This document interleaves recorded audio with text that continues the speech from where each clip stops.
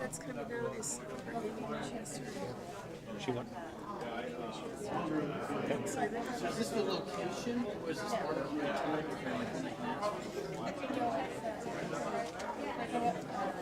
Recording in progress. Where'd Lydia go?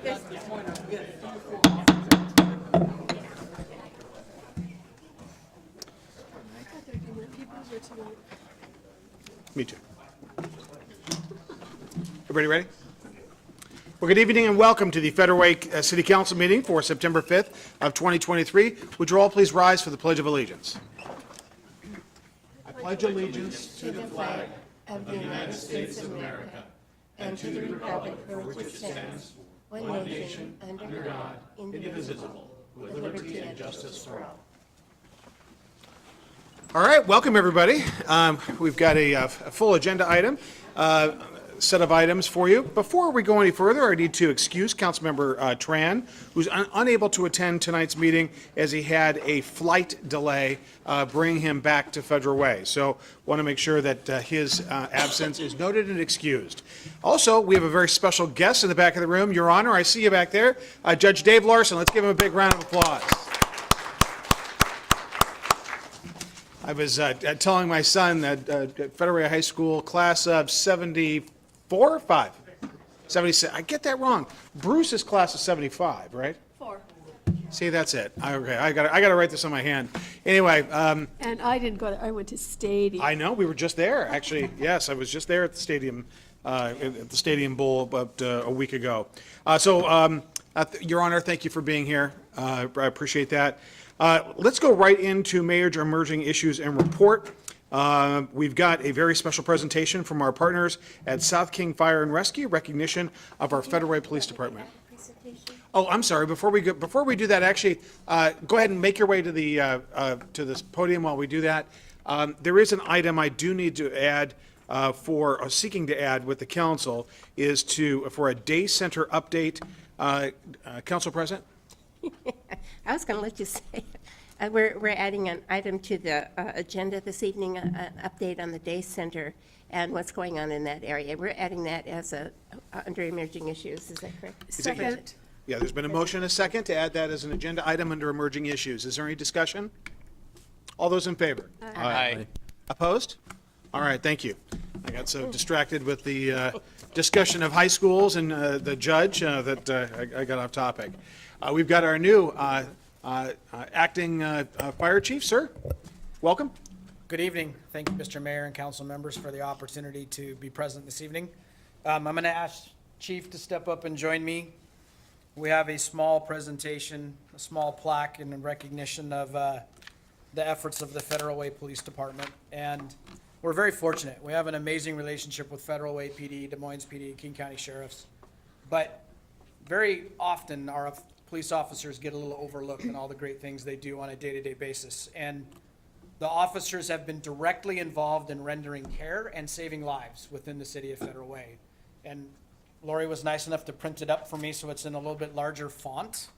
So I'm going to go ahead and read this real quick. And this is the plaque that we're presenting to the officers of the Federal Way Police Department. And South King Fire would like to recognize and thank, I'm going to get it wrong, I'm sorry, Chief Wang, and officers of the Federal Way Fire Department. The relationship between our two agencies has made great strides over the year, and the positive effects are felt by personnel on the streets. We greatly appreciate police officers' assistance on calls, as they often arrive before fire units at our most critical incidents. Over the past year, we experienced increase of officer assistance. At EMS incidents, officers initiate patient care with automatic external defibrillators and chest compressions. At scenes of violence, officers provide critical care by applying tourniquets and chest seals, often using equipment they had purchased from their own pockets. These quick initial actions have helped decide whether a patient will survive. There have been several traumatic incidents recently where the officers acted quickly to assist firefighters and medics in treating the victims or patients. While not every incident has had a successful outcome, the immediate response of the officers undoubtedly increased the chance of survival. An officer's ability to assess direct threats, secure the scene, and address potential life-threatening injuries shows a commitment to protecting and serving the community, presented this September 2023. And I just want to point out that it's a very unique relationship in that not every agency, not every city, not every department in King County enjoys such a great working relationship with the police department. So thank you very much, Chief, for setting the tone and setting the example. Chief Wolkenberg, thank you very much for this recognition. I know this means a great deal to the men and women of the Federal Way Police Department. We get recognition from time to time, but it really feels special having it come from our emergency partner, South King Fire. And I know we have forged a strong working relationship over the years. And it is a little unique to Federal Way. Not very few police departments actually carry AED equipment. And our sector officers have the equipment, and when we have cardiac arrest, our officers actually respond, and very few police agencies do that. Priorities of life, we believe saving life is the most important thing, and if we can get CPR or AED process started before the emergency personnel show up, that's a plus. And we've had many successes over the years, and we just love this partnership and the program that we have together. So again, thank you very much, sir. Thank you. Thanks, Chief. And welcome to your new role, and Thank you very much. look forward to meet with you soon, and thank you so much for your service. Thank you. Have a great evening. Enjoy You your too. days. All right, thank you. Okay. Dave says we got to have one picture.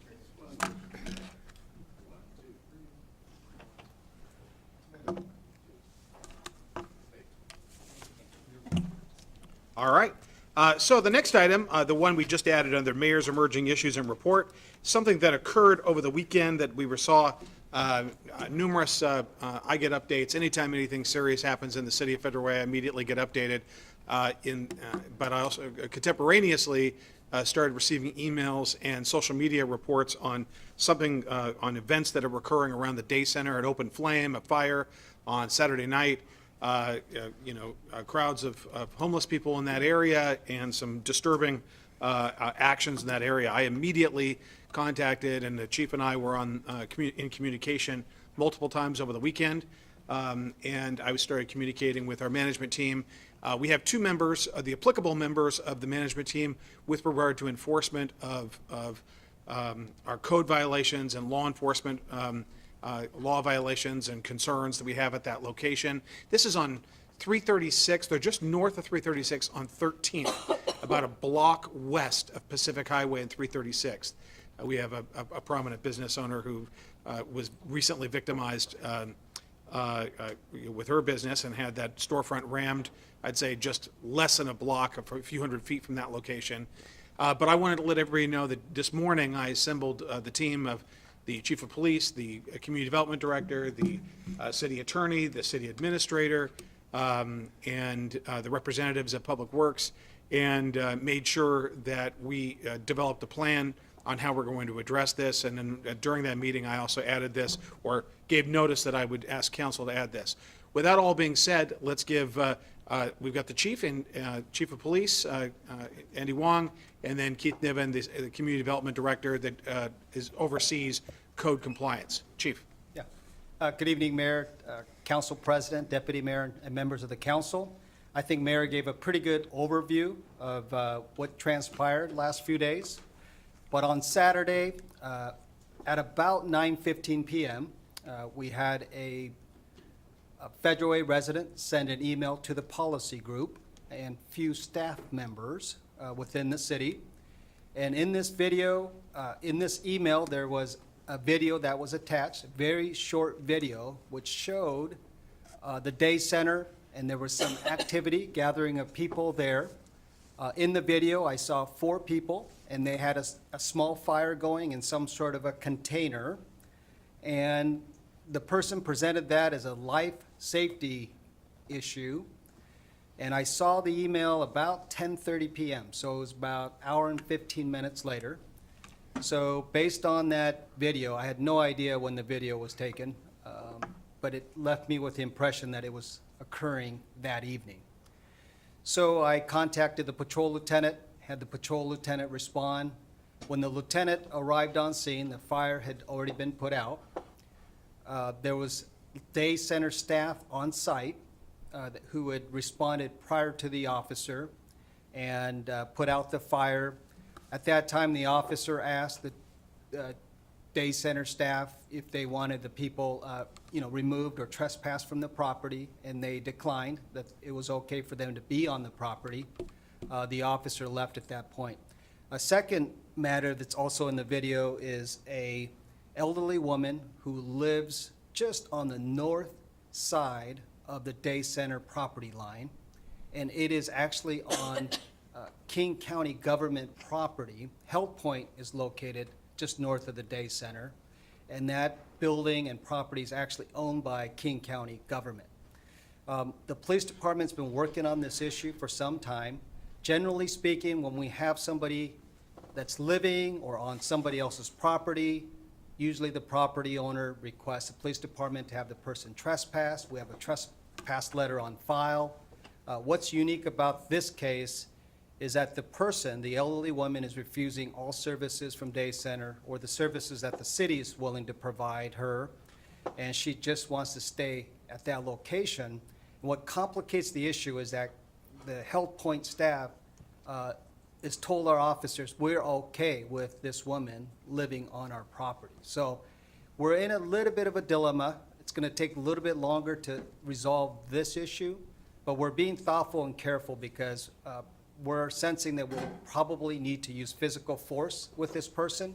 We're trying to exhaust all possible avenues of resolving this issue, providing resources without having to use physical force on an elderly woman who has mental illness, and we're trying to get her services. So that's an overview. So that prompted a meeting this morning, as the mayor talked about, but I think it's appropriate for Director Neven to present what code enforcement is doing, and then we will answer any questions that you might have.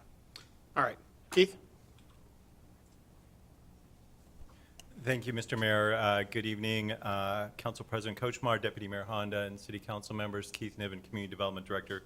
Excuse me if I'm wincing. I have pulled a muscle in my back, and it's uncomfortable to stand, sit, and everything in between. So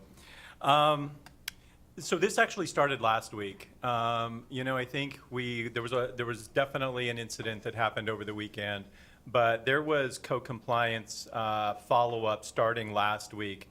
We received a few requests from the community to see if we can clean it up. And so part of co-compliance is working with property owners and trying to get them to do the right thing and take care of their own property. That's always the first step.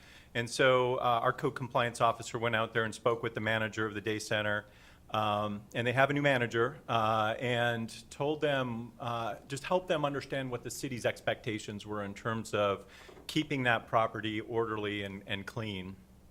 And so that was last week. The response from the property owner was at least an expression of compliance, that they were going to work towards meeting our expectations, and that's kind of how we put it to bed on Friday. And then over the weekend, as you heard earlier, things kind of unraveled. So we went out there twice. Co-compliance went out there twice today. First in the morning to see the situation, and then later to talk with the manager and give them a sense of urgency. I think part of what we sensed was they were willing to try and clean things up, but they were going to do it on a trajectory that met their needs. And we said, look, this is an eyesore for the city. The community's unhappy about it. We want it cleaned up today. So they pushed all the garbage to the dumpster, but left it around the dumpster. And so our co-compliance officer said, look, if you can put it in the dumpster and empty the shopping carts, we'll come by and pick up the shopping carts, because that was part of the problem, was they had just garbage in the shopping carts and did not know what to do with it. So they, after discussing that with co-compliance, they emptied the carts. City came and picked the carts up. As it relates to the fire, when a co-compliance officer was talking with the manager, the person that was behind the counter said, when I found out about the fire at 10:30 at night, I came down immediately and told them to stop the party. And so I think, let me kind of give you then my sense. My sense is at least the day center is trying to meet our expectations, given the resources that they have and the clientele that they're trying to work with. I think the fire, there's a WAC 173-45-050, which is outdoor burning, which they were in violation of. So there's a lot of problems with the fire piece of this. In terms of cleaning up the property and making sure there's no violations with city code, we think we're pretty close to that end at this point. Now, it doesn't mean it's not going to turn differently tomorrow, but we think at the close of business today, we got it pretty close to where we wanted it to be. I would say there's been a significant escalation in the area, and I walk by that area pretty regularly. And it was me that actually reached out not only to the police chief, but the community development director on Friday, because that little the one-person encampment had actually spawned other people to get onto the sidewalk, and that's clearly in violation of our city policy and our city ordinances, and so we needed to get, that became a police matter to get those folks off the sidewalk and off the right-of-way, but also the parking lot looked like an absolute mess, and that's why we sent code compliance over there on Friday. So we do have an escalating situation over there. I do want to commend council. We've been in communication with council, and there's been some communication back and forth individually, not as a group, but individually. Council President, would you like to talk about your interaction today? Yes, and Deputy Mayor Honda and I both went over to the Day Center, and then I went over to Health Point and King County separately. There's several issues going on. The one issue you said is all the trash and the people, I don't know where all these people are coming from that are going to the Day Center. It's busier than I've ever seen it. The woman in the tent, now that one really breaks my heart. She's obviously mentally ill. She needs help. We can't move her elsewhere because she will be attacked. She's already been attacked in the woods. She's been there for a number of years. She apparently considers this her home. I did contact Pete Von Reichbauer, King County Council member. He did write a letter to Dow Constantine saying that we need permission to remove anybody from the King County, that is King County property, to remove anybody from that property. We need their permission. And it's not going through Health Point. They're not the building owner. It's King County Health. And the person, and you have different supervisors, different managers. The person who's in charge, who falls under that auspices, is Dow Constantine, King County Executive. And so Pete wrote a letter this evening to King County Executive explaining the situation and saying that, asking him to work with us. So, but what that woman needs is help. Now, I'm not sure how to get her help. I'm a former social worker. I know that it's very difficult when people don't want to get help. She does have a daughter, and I think that we need to get social work folks involved on how to solve that particular problem. The other problem at the Day Center, and Deputy Mayor Honda can speak for herself, but we both went in there and I said, this is not acceptable. We're not going to, I would like to know, and by the way, we said we're very happy with what you're doing. However, we cannot have this out of control situation going here. We have a woman in the audience whose business was, we had a car driven straight through the front of her door of her business, and she has now shut down. And that we can't have that. So the situation with the Day Center is, if they aren't going to work with us, what is it that we can send them a letter saying that we could do if they do not work with us? Okay, they are not an entity unto themselves. Catholic Community Services is wonderful. I'm Catholic. I'm very happy that they're working with them. But they cannot just work with them that will hurt our citizens. And so we need to be working together as a unit. And so if we need to send a letter, whatever, I'm behind it, let me know. And maybe Deputy Mayor Honda can speak. Well, we're going to have Councilmember Walsh and then the Deputy Mayor. I want to let, I spoke with our King County Council member twice, Pete Von Reichbauer, twice today. Council has received a copy of the email letter, and it's entitled Trespass, was sent at 5:54 today, and asking the executive to work with us about that. And so we also reached out to the executive's office today. My office reached out to his office to address this. I think that Councilmember Assefa Dawson had her light on first, and so. Councilmember Assefa Dawson, thank you. Thank you, Councilman Walsh. I think my question is, my question is for Chief Wong. And all the emails that have been going back and forth are really unfortunate. And my question is, I know Catholic Community Service, the Day Center does not want to trespass anyone, and they are not agreeing with you. But when there's fire, isn't that arson, and isn't that dangerous? So couldn't you just do something about it? Or is it the fact that they said no automatically takes your power away? Or how, yeah. No, when the officer got there, the fire was already put out. So the But fire- somebody started it. How? Yeah, and whether it's reckless burning, there's a burning ban, there could have been potentially enforcement effort in that incident. But at that point, the officer resolved the matter because the fire had already been put out. I drove by there multiple times, that you can't even see on the cement where it was on the cement. I think what was, the writer who wrote the letter was concerned about its, as am I, as are many people, concerned about the proximity of that fire to the building. It wasn't right next to it, but it was close to where it was concerning. Right, So, and yeah. so that's still, I thought it would be considered. Chief, I think that the council member is curious about the enforcement or that piece of it. There could have been enforcement. If the officer investigated it, was able to determine who had initiated the fire, could be potential, there's a burning ban, potentially reckless burning, depending on how close the fire was, how big the fire was, and so forth. But the officer, the lieutenant, did not pursue that avenue at that time. If I might add, I know we're talking about Day Center and we're focused on the problems there, but I want to talk about maybe some of the success really as a city, because I feel that Federal Way, we're really taking a unified approach.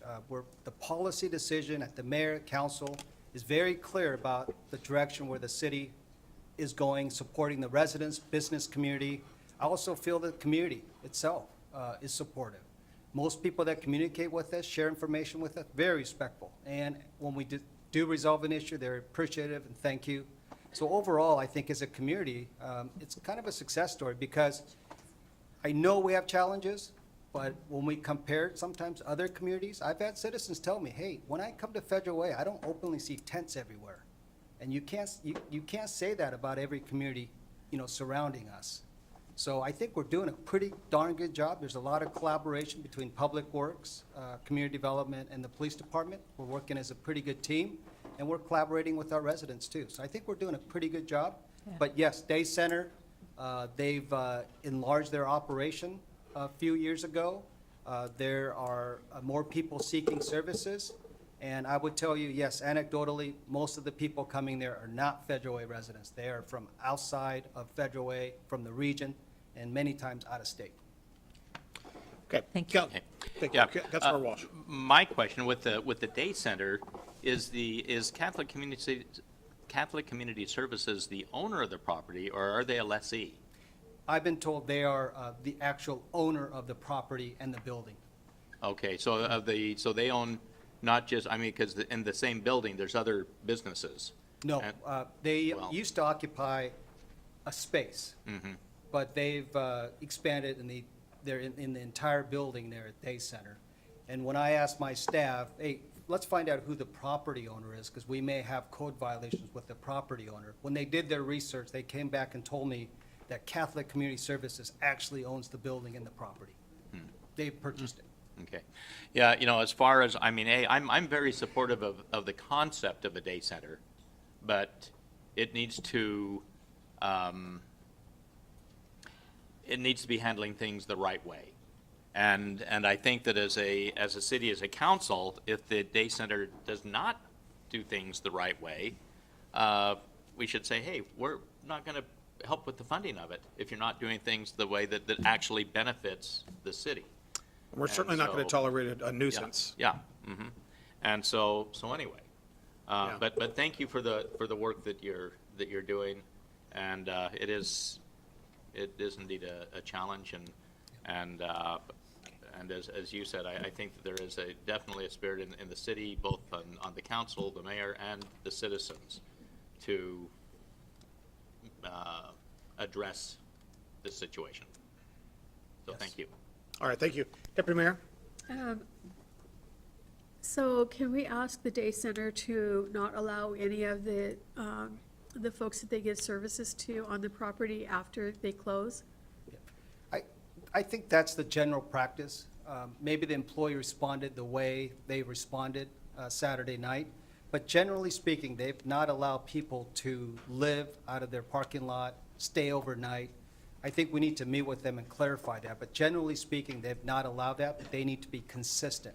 And when they close, they should not have people living or staying on their property, which will mitigate some of the problem that we're experiencing, because of the day center, there are people that will try to camp or stay nearby, because during the day, they're coming there, that's where they get their mail, that's where they have access to internet, that's where their food's provided to them, so all these resources are provided. They can take a shower, do their laundry, so it is a regional facility for people to come, and that's what we're seeing. We're seeing people come there for those services. Now, some people linger and stay, but generally speaking, we have trespass letters from all the businesses in the area, and we do our darn best.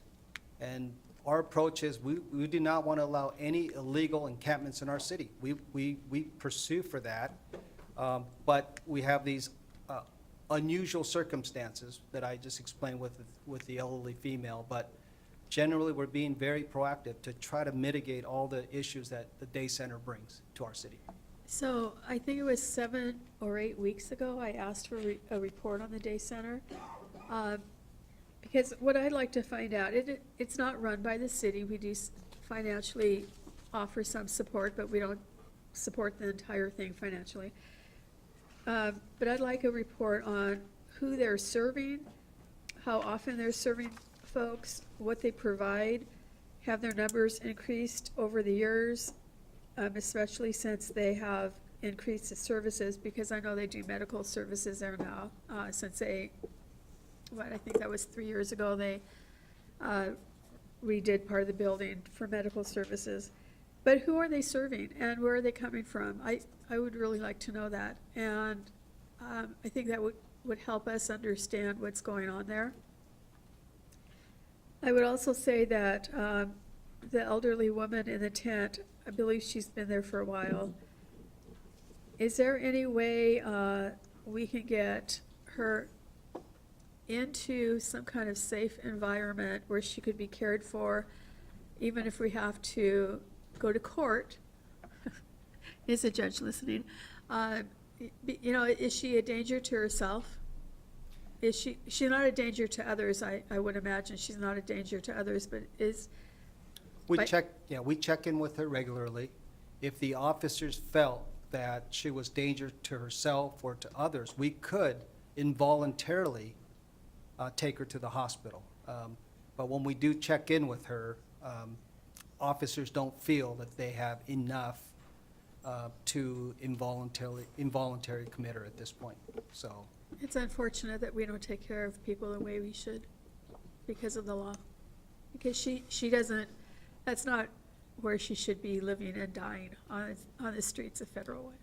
It could change in the upcoming days and weeks, but at this point, the officers have not determined to take her involuntary committal.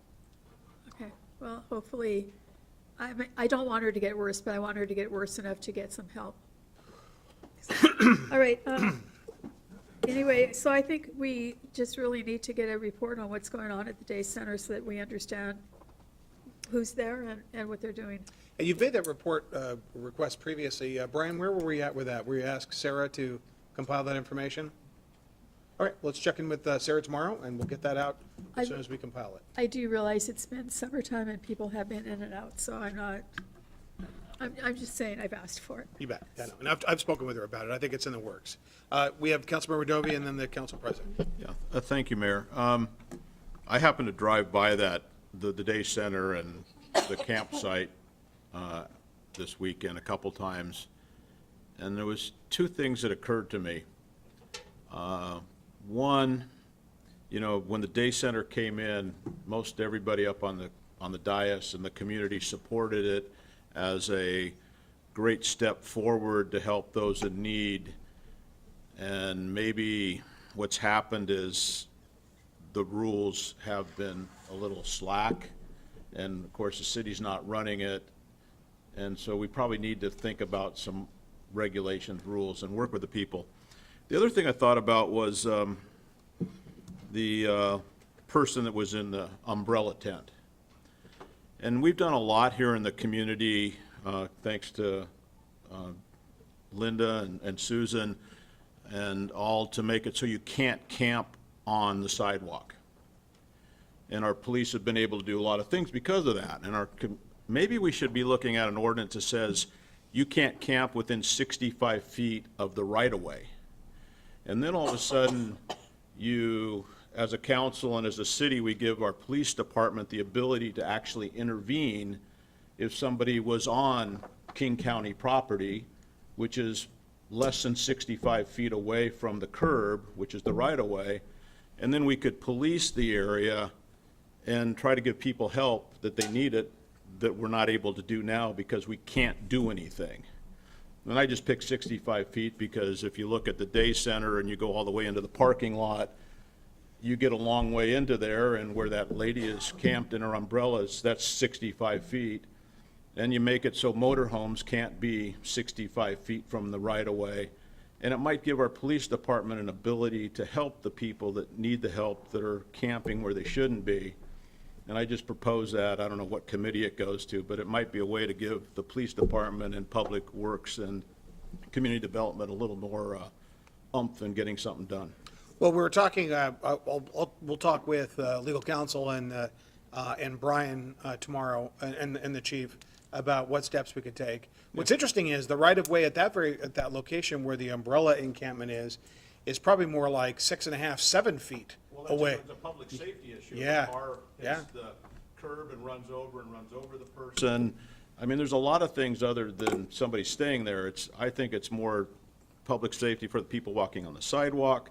A car comes over the curb and hits them, and heaven forbid somebody dies because they're right there.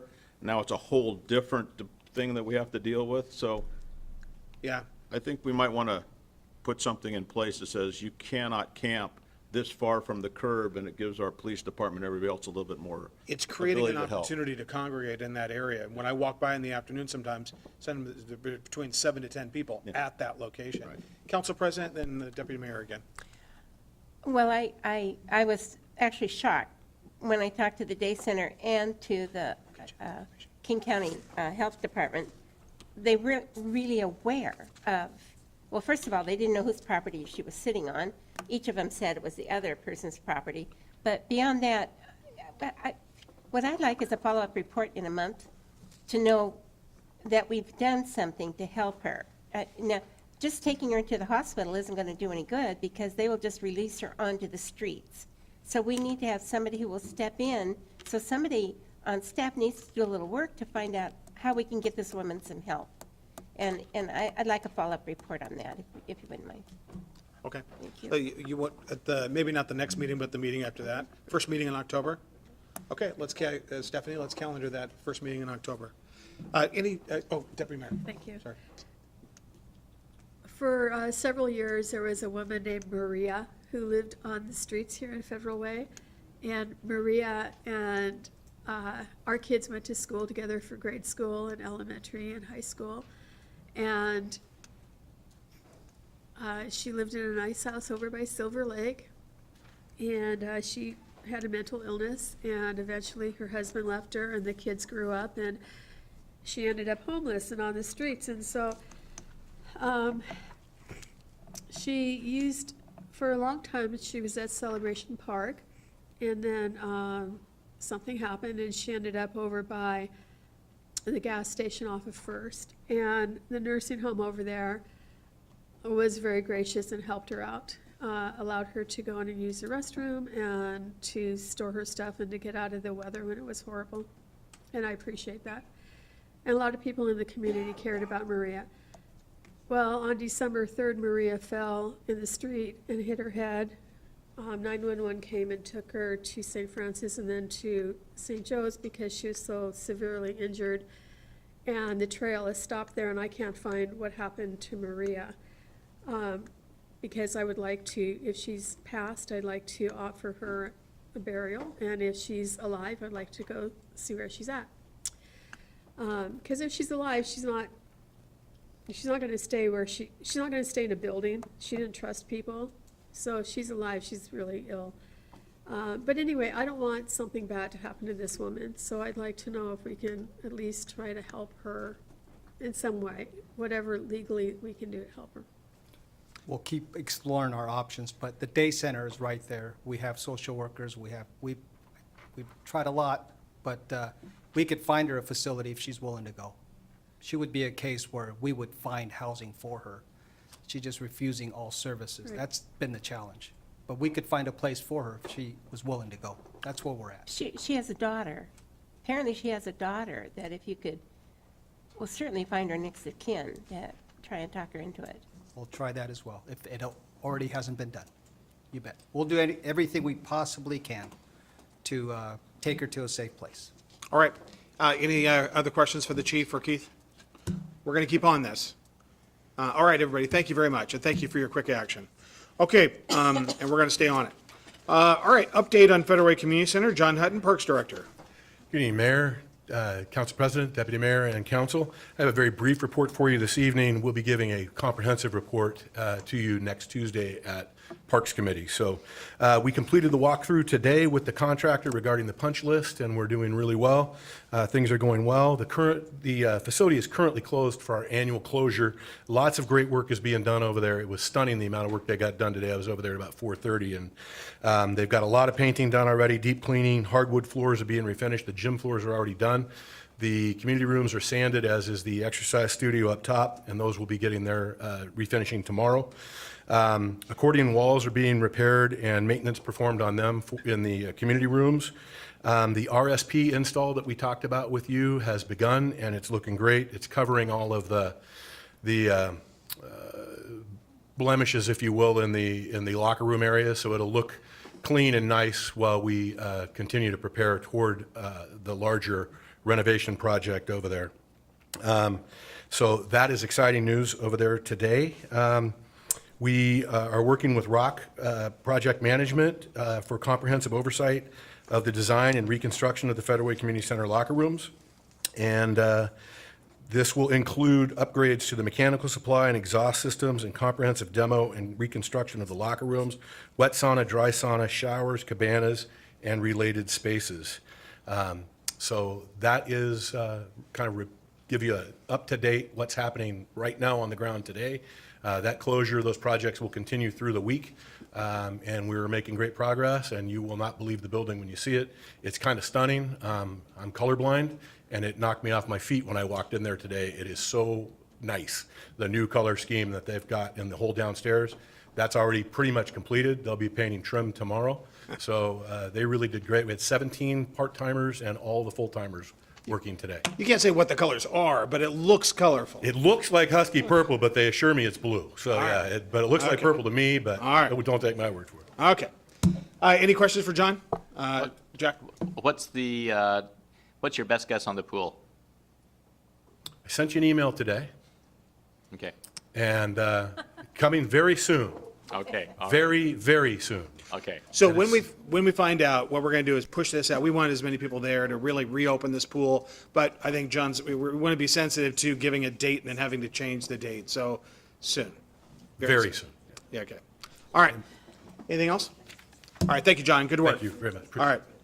All right, recent events. We got Bill Vidino, who's going to help me with this PowerPoint. There we have what was really a special event.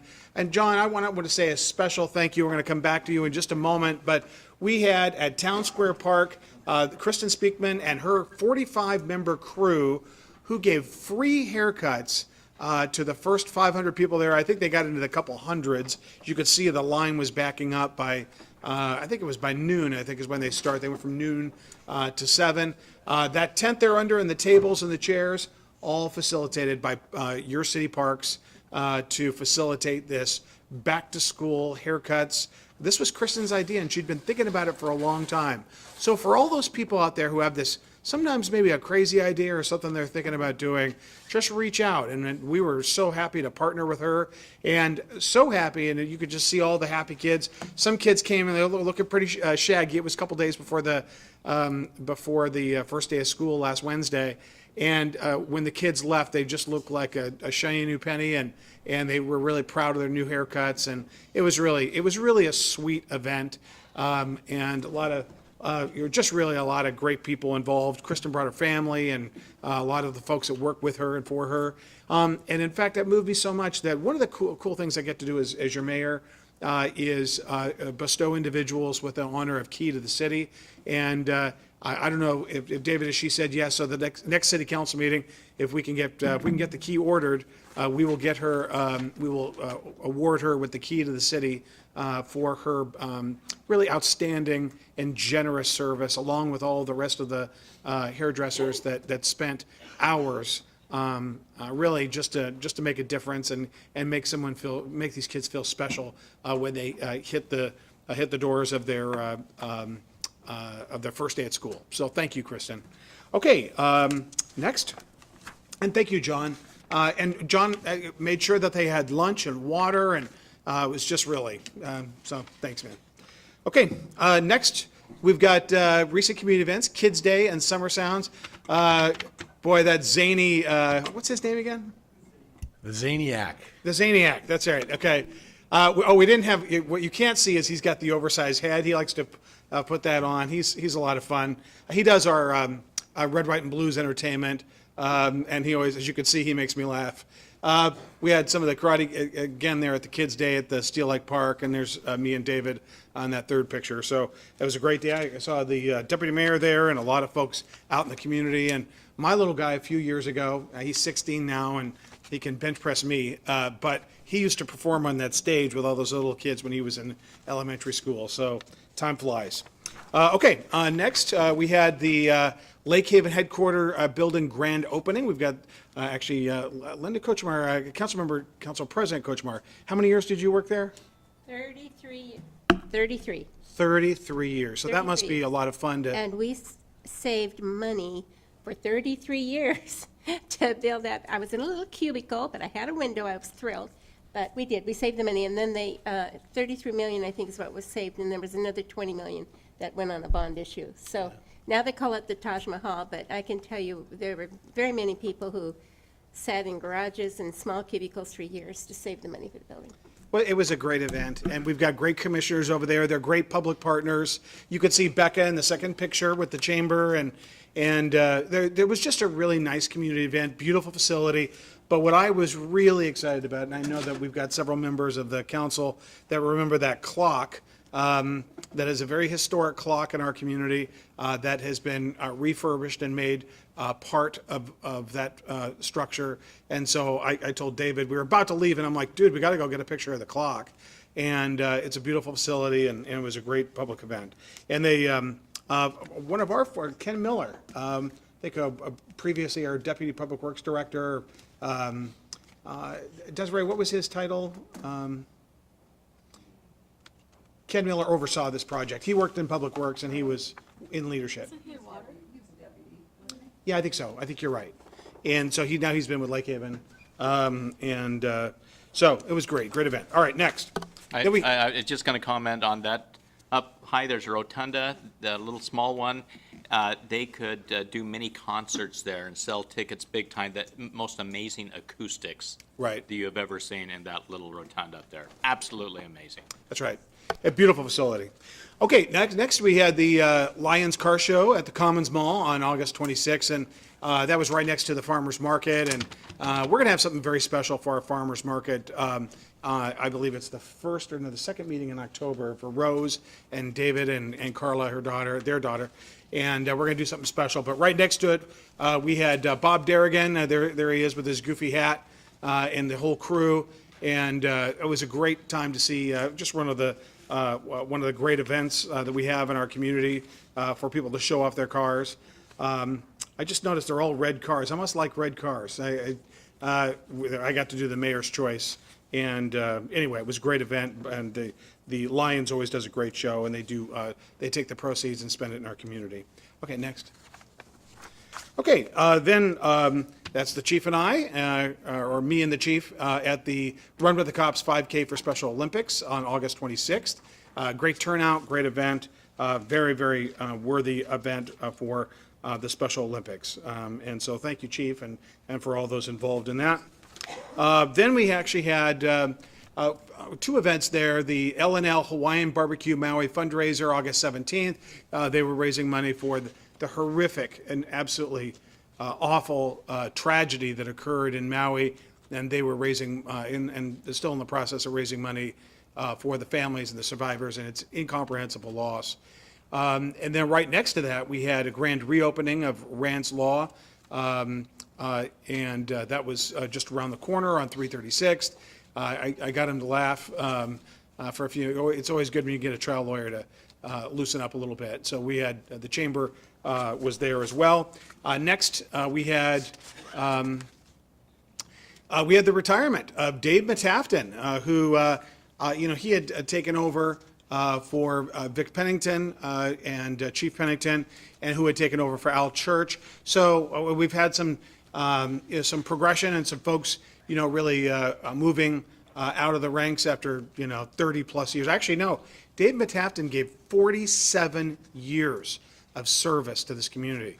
That's right. He started in 1976 when Dave, Your Honor, was a senior in high school. He was starting his career in Des Moines as a firefighter. So it was great. It was a very heartfelt moment, and it was again with our friends with our partners over at South King Fire.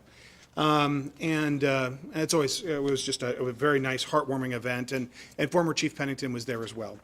All right, and then I got another piece of the rock. When we knocked down the old Target site where the PAC sits now, I got a piece of rock for my bookshelf, and somebody from the public actually says, "Hey, can I get a piece of the rock of the Target?" Because we were talking about and having events on that. I'm like, hey, I hadn't done that yet. So I went back out there to check to make sure the thing was coming down, and I grabbed a piece of the rock for the former Target location that was essentially rubble now, and we got the other one for the resident who she and her son used to drive by there all the time, and she wanted a piece of that. So myself, Bill, and Dave and crew went out there and surveyed the situation, but it's almost all down now. And now what they're going to do is pulverize the floor and leave essentially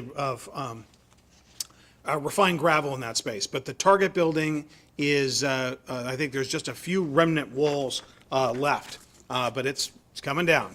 And we got a great family crew, that husband and wife team that are working on that and run the machines. Okay, next. Then we had this Friday, we've got the 32nd annual Kiwanis Golf Tournament.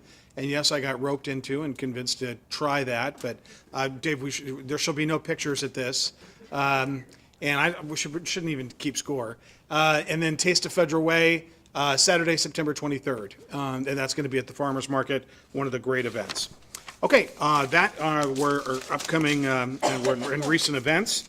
Upcoming events, actually we talked about that. Back to school pedestrian safety reminder, Deputy Chief Sumter. Thank you, Mayor and Council, for including this important topic on your agenda tonight. School's back in session, of course, and that draws our attention to the pedestrians, many of them with their sweet new haircuts, and we want to keep them safe. I have 3 tips for all vehicle drivers that help keep pedestrians safe. First of all, when you are in a neighborhood, because that's where most of the schools are, is in residential neighborhoods. Now that school is back in session and you're not on summer driving anymore, please drive with a little bit more patience, a little bit less speed, and all of your attention. Speaking of that last one, especially when you're going through the neighborhoods, please look out the windshield and to your right and left. Please expect to see pedestrians near schools and on the approaches to schools. That is sidewalks and shoulders of roads. Please expect to see pedestrians. We're looking for pedestrians and bicycle riders. Please give it all of your attention. Secondly, drive with less speeds. You know that during school hours, especially the morning drop-off and the afternoon pickup, speed zones are dropped to 20 miles an hour. If in doubt, is it in session or not? Is the new speed zone in force right now? If in doubt, slow down a little bit. You won't go wrong by slowing down near an elementary school, will you? Little more patience, please, and expect more traffic, especially in the morning. It's not summer driving anymore. Expect a little bit more traffic, congestion, more cars at drop-off time. So leave 5 minutes earlier to get to work or wherever you're headed. 5 minutes earlier than you do during your summer driving, so that you can feel patient when you hit that little bit more congestion around schools. You don't have to be frustrated and want to get around the bus. And that's tip number 4, since you stayed tuned through the whole channel. That is, exercise these 3 precautions around buses too, please. That is, drive with a little bit more attention, a little bit less speed. I'm sorry, a little bit more patience, a little bit less speed, and with all of your attention. Mayor? All right, thank you, Chief, appreciate it. Deputy Mayor? Chief, I have a question about the high schools, especially Sure. Federal Way High School. You know, we've had a child that was hit there by the school bus a Yeah. couple years ago. And I know the city and the school district have done a lot of things to try to convince those students to go to the crosswalk and cross and not just run across the street. But once again, I'd like to see the speed limit lowered there just a little tiny bit when the kids are coming and going. Because cars go really fast there. They do. And they're not. Right there on Pacific Highway, yeah. Yeah, they're not looking out for the kids, and the kids are not looking out for cars. They think they're invincible and Yep. nothing's gonna happen to them. So I know it's a state highway. It They is. don't have Yeah. authority over it. But you know what? We can all drive slower anyway. Yep. We don't need the state to tell us what to do right there, do we? All righty. All right. Thank you. Council President? Chief, I just want to ask quick, do we have Narcan in the schools? Do we have Narcan in Do- the schools? Excuse me, I know that Yes, we we have do. Narcan, but I'm wondering if there is Narcan in the schools. Yes. Yes, we do, provided by King County Public Health, and I actually found the location over this summer because I've been looking for it for a year, and it's in where the fire hydrants are. Fire extinguisher? Yeah, yeah. The fire hydrants in schools, right. Little firefighter Yeah, in there. And That's where it is. So is it in the high schools, junior high, or where is it at? Do you know? It- High schools. It is in the high schools. But not in the junior high? As far as I can tell, it's not. I hope I'm wrong, but Unknown to me. So But go ahead. do we carry Narcan, the police officers? We have it. I'm not sure everybody has it on their person, if Yeah. that's what you mean by carry. Yeah, in the vehicle. I'm just thinking that would be a good thing. It would be a good thing because fentanyl overdoses in King County are skyrocketing. Staying high, aren't they? Yep. Yeah, yeah. It's been a problem for quite a while. Our officers have it in their vehicles, though. And we just got a supply, our emergency managers just got a supply. Kevin, actually, we talked about that today, did we not, about Narcan? Would you talk about what our emergency manager got a hold of? Brian? That he has some available. We had a discussion this morning about employees carrying it. There's a little bit more research we need to do before we're ready to deploy that kind of service.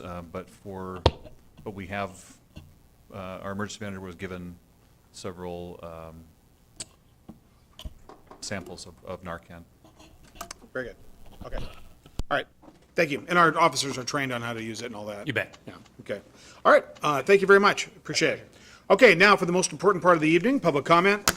These individuals that I'll call out have 3 minutes unless they're here to speak for 5 individuals that they list and are present along with them. Pursuant to council rules, please identify what community or what city you live in. We don't need your address. And green means go, yellow means you've got 30 seconds, red means please stop. And then, obviously, we've got our decorum rules we'd ask you to follow. Okay, Ron Walker. After that, Jeffrey Tancredi, Susan Strong, Ryan Germain, Ken Blevins, Carolyn Hoover, and Anna Patrick. awesome, thank you.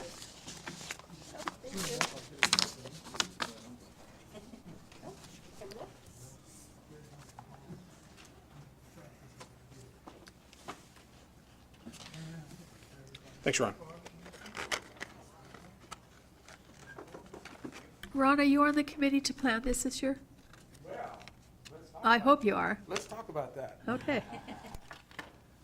Well, good evening, Mayor, Deputy Mayor, council members. My name is Ron Walker. I've been in the city for a long time, 30-some-odd years, and about 3.5 months ago, you all appointed me to be on the Diversity Commission, and I'm happy to tell you once again, I am the chair of the city's Martin Luther King Day celebration. I was first the chair of the celebration 24 years ago. I ran it for 10 years. Then after a while of doing it, I decided that maybe I should do some other things in the city. But here recently, I felt that I have a little bit more time on my hands and I wanted to still accomplish some things. And so again, I'm the chair.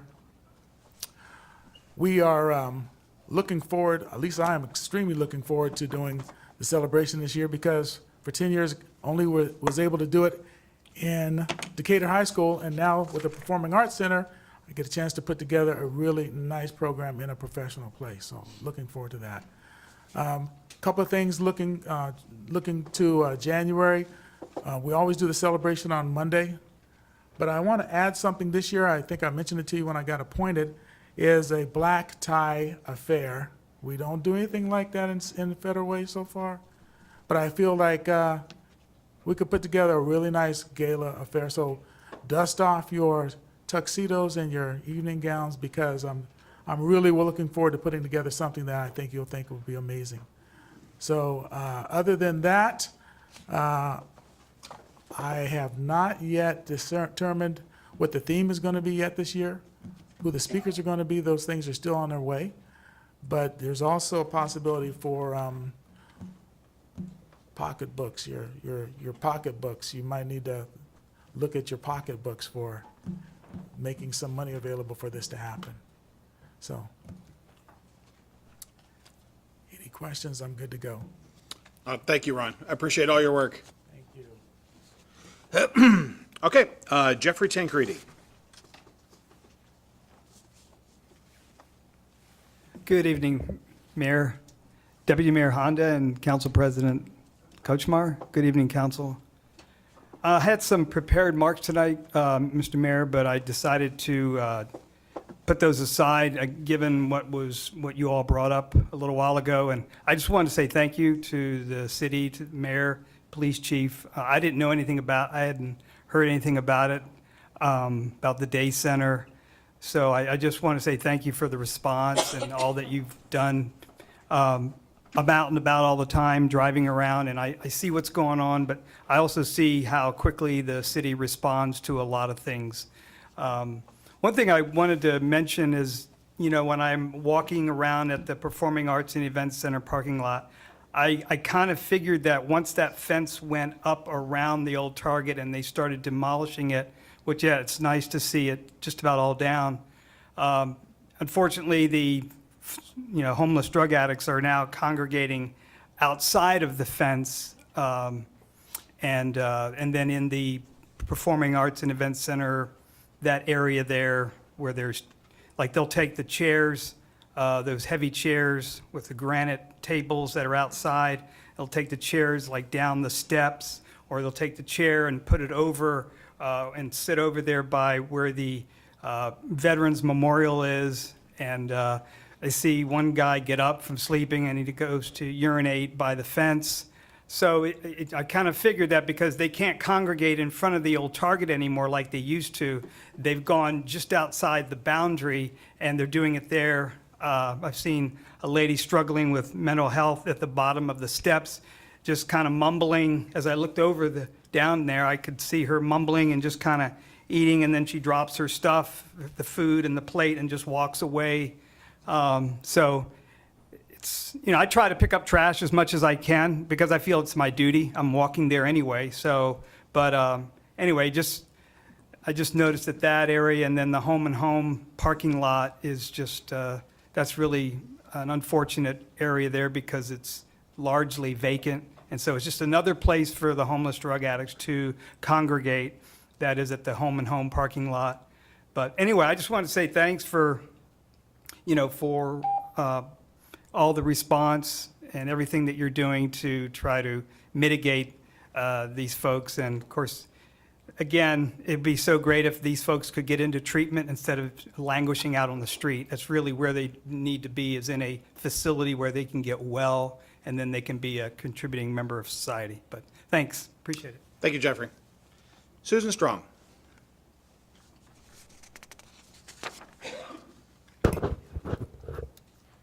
Mayor Farrell, Deputy Mayor Honda, Council President Kochmar, and council members. I'm Susan Strong, and I live in Federal Way. I'm going to begin by quoting myself from a city council meeting held on July 5th of this year. I was referring to the Dollar Tree store located on Pacific Highway South and South 312th when I said, quote, "This store happens to have a known drug selling operation taking place under some nice shady trees. The shade just might go away sometime soon," unquote. I am here 2 months later, exactly to the day, to report to you that the tall shady tree in the back of the parking lot at the dollar store has been completely cut down to the ground. I had pictured a few hanging branches getting trimmed off. That's what they were told they should do. But apparently the owner of the store decided the whole thing had to go. What a shock. Not only have I been shocked by the missing tree, but the drug addicts have seemed at a loss as well. Recently, the times I've driven by, they have not been hanging around where the tree was that once shaded them. Maybe now the dollar store will not have so many people coming in the store to steal merchandise. Maybe the homeless will move on to somewhere else and stop making such a huge mess in the back of the store. Maybe the homeless will stop stacking up pallets, blocking the back door of the store, which is their fire door. The missing tree was a huge magnet for people looking for drugs while feeling that they weren't being watched while being hidden by the tree. These people feel more out in the open now without the tree to hide what they are up to. I wear this tree pin in memory of the tree that once provided nice shade to one and all. Thank you. Thank you. Ryan Germain. Ryan? Okay, I'll put that aside. When we get done, I'll call him again. Ken Blevins. Hello, Mayor, Council. Ken Blevins, 51-year resident of Federal Way, and I'm happy to still be here, still alive so far. Anyways, I just wanted to really, first of all, I want to acknowledge just what's going on here and today. I thought it was really cool that you guys did acknowledge that people in the community are worried about this, that there's some kind of sense of urgency, that even though it wasn't on the agenda originally, you actually put the day center on the agenda. I do really appreciate how the council and the mayor kind of talking to each other. There's a lot of questions. There's the experts, the city people that are in charge of that thing up here actually, you know, filling you guys in, which you're, you know, out here for us. We voted you in. So I mean, it's very functional, and I think it's awesome. So that being said, and I also appreciate, you know, just getting back to people when they email you, getting back to them, just say, hey, I hear you, we're talking about it, and so on. And so that's something that does need to be heard by the actual citizens that that vote you guys in. And but again, we appreciate you guys, all the work you guys do. I know some people don't get paid very much to do this, and so that's pretty awesome. It's like your second job. So, and you're doing it for the love of our city. I do want to, something that the chief said, that this thing is kind of, it's better and so on. I do want to definitely make sure that people are aware, and it's acknowledged that the day center is what's bringing people here. You did say that that people are coming from out of town, and that's true. Federal Way does not have people get homeless because they can't afford things, and then they are homeless, and then all of a sudden they're on drugs and so on. There's very few people actually from Federal Way that are on drugs here, right? So there are very few people that are from Federal Way, except for the lady, which we need to help her out. So that's awesome that you guys are focusing on that. From Federal Way that end up on the streets that we can't help. The problem is that the day center draws people from all over the country to our city, and it's affecting our city. It's affecting business owners. It's affecting everybody that's on the street, our children that have to see the drugs out in public and so on. Our state supposedly representatives made laws that made it almost impossible for our local police to actually fight what's going on right in front of our face. Thank God since October 15th, we actually can do something about it, and hopefully we're really make sure this is an urgency and make sure this ends. And I appreciate the fact that you guys talked about code. Just because they own property in our city, they do need to play with us. That's right. There have to be rules. So I don't care whether it's King County or so on, just because you're a government entity doesn't mean you follow by different rules, hopefully. So I'm glad you guys are on it, and we'll stay on you. But we have faith. I just really like the positiveness of what's going on right now. So thank you very much. Bye. Thanks, Ken. Carolyn Hoover.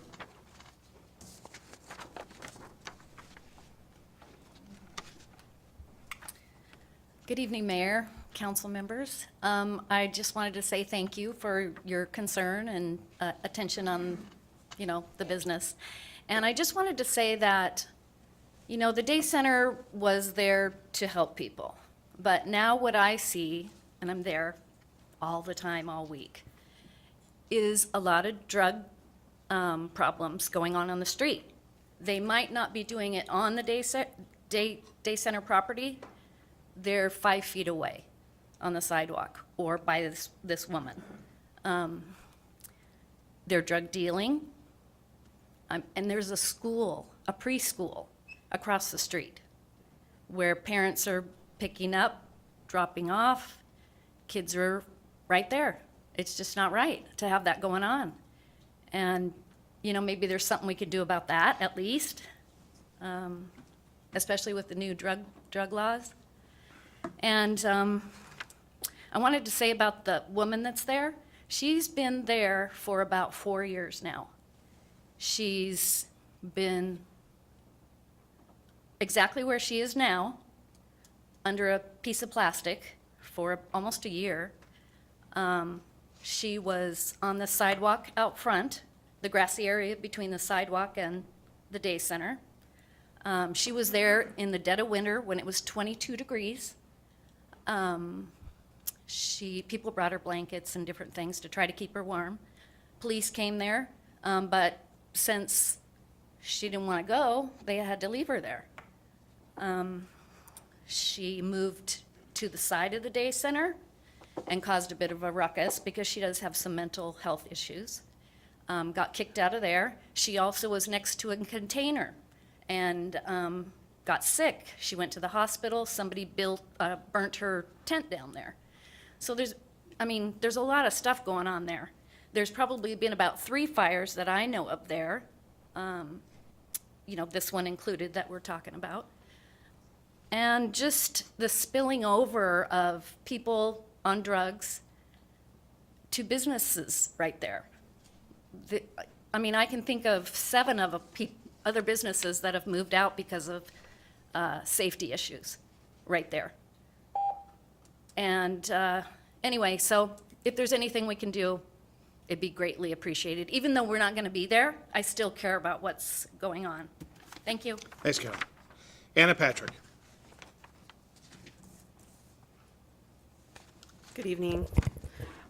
So I'm going to just talk about the day shelter as well, first of all, and just add that, there was a Seattle Times article recently that I read that said that the day shelter was, because even though it's a day shelter, was considered a shelter. So I'm just wondering if, we have this new licensing that's in place, and if they added on to their shelter, wouldn't they have to abide by that licensing as they've changed their shelter?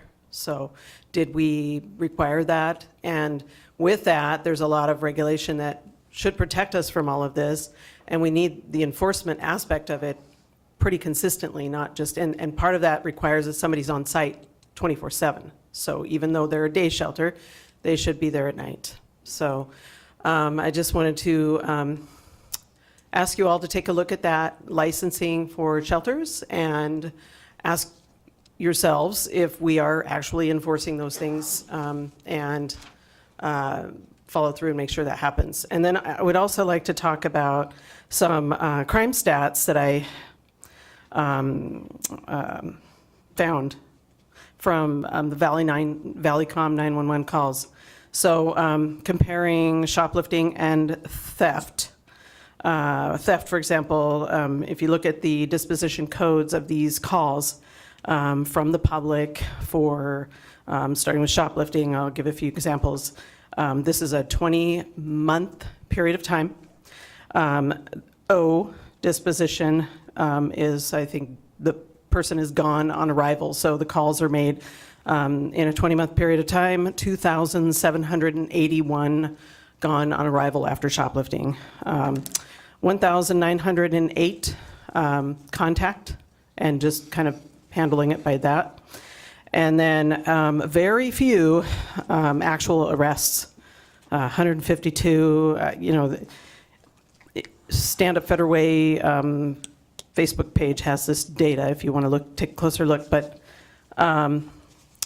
there's very few arrests for misdemeanors and felonies. So what this tells me is that we need more enforcement and we need more immediate response, and that we don't have enough resources on the ground to address these dire issues in our city.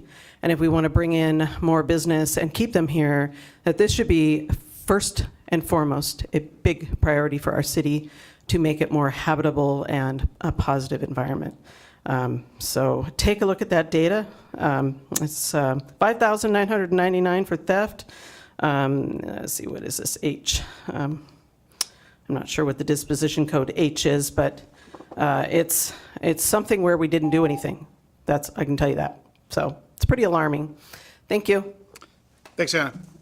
And I want to let you know, we were in my office today talking about that exact issue about the regulations for an overnight shelter versus a day center and that interplay.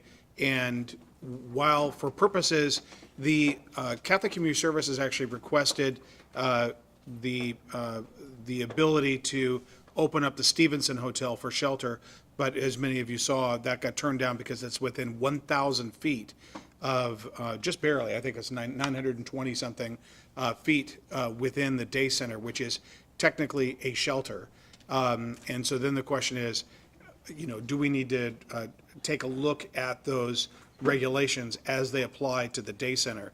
Usually shelters do not allow drop-ins. The main difference, Anna, just so you know, and for people listening, but the day center, I think, kind of operates by drop-ins. And so you would, eliminate the entire purpose of the day center to be able to get, housing or, to be able to, laundry service, phone service, shower service. So that there's some differences, some natural differences. So we're looking at that. We'll have legal take a look at that, perhaps provide council with an update about how we provide or where we move forward. But uniformity is important, but also comparing apples to apples and making sure that we're helping out our fellow neighbors, but we're not victimizing our businesses and people who live here as well. So I hope that answers some of it, but stay tuned. You're right on point as always, Anna. That's very on point in regard to what's going on. Okay, I've got one more comment left, and it's Nathan Baker. Is Nathan on the line? No one's online, Mayor. So he did not? Nope. Okay. And then did we ever hear back from Ryan Germain? Okay. All right. That's all I've got for public comment. Thank you once again. It's the most important thing we do in this at our meetings is to hear from the people that we serve. So thank you very much. Okay. Item 5, Council Committee and Regional Committee reports.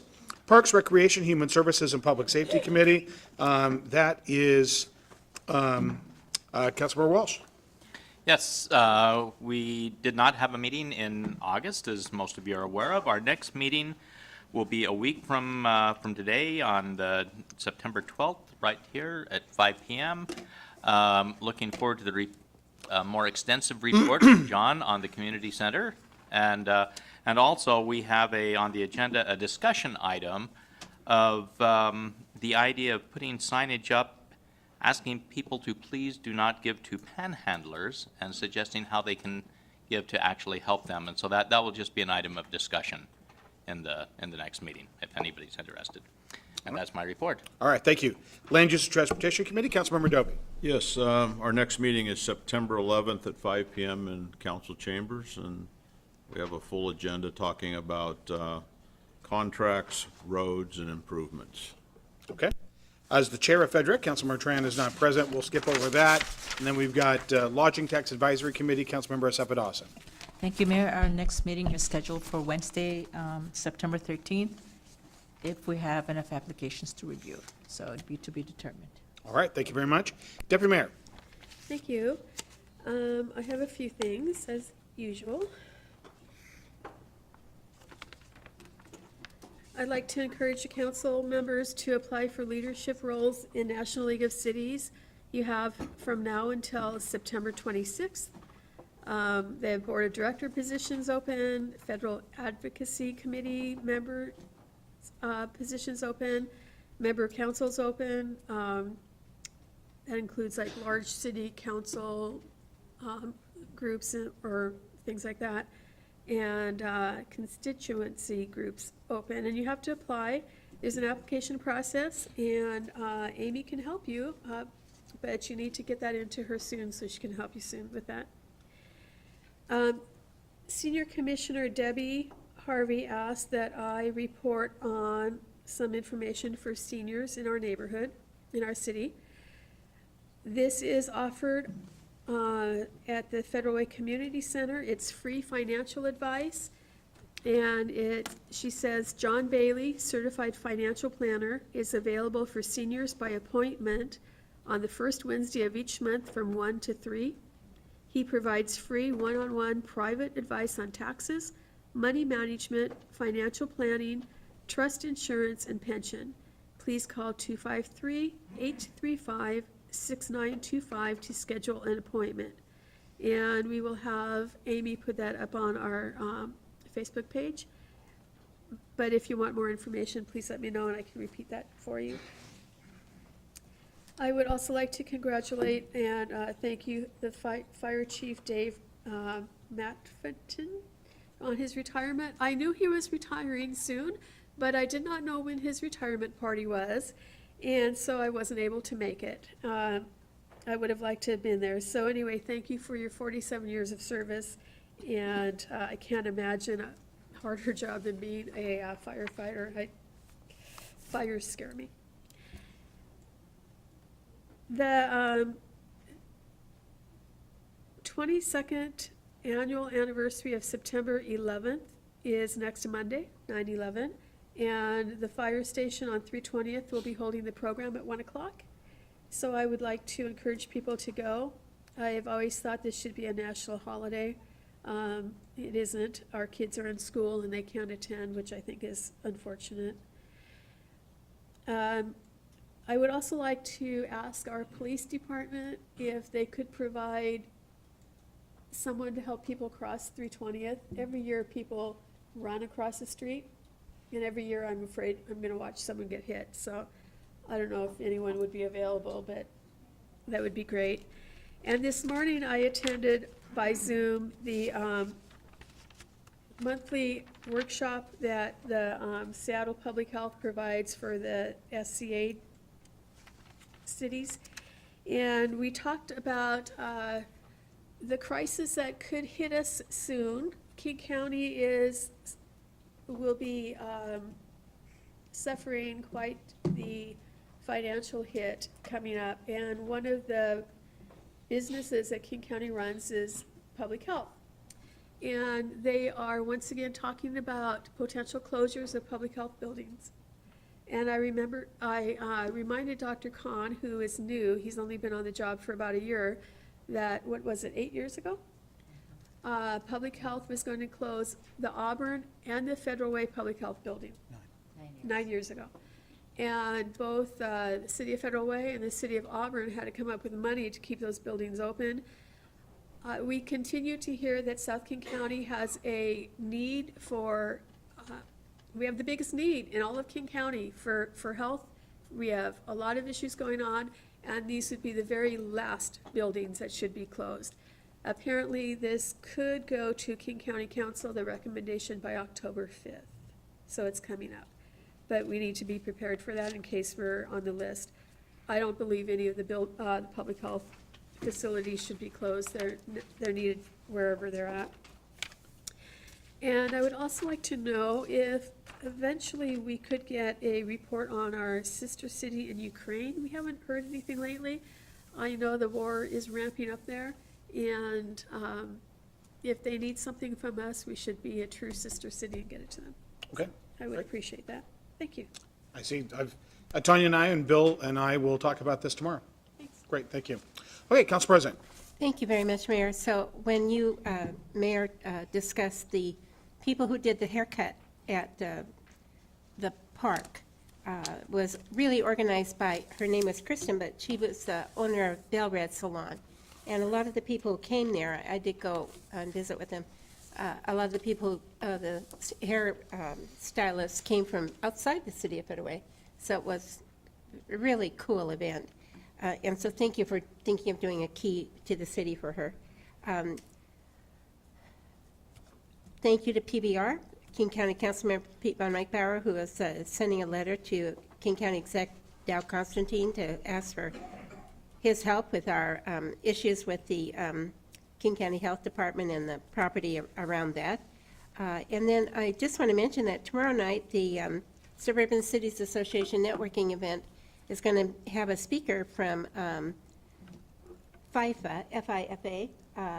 It's a World Soccer event for the 2026, and Seattle is one of 16 cities that's going to be sponsoring FIFA.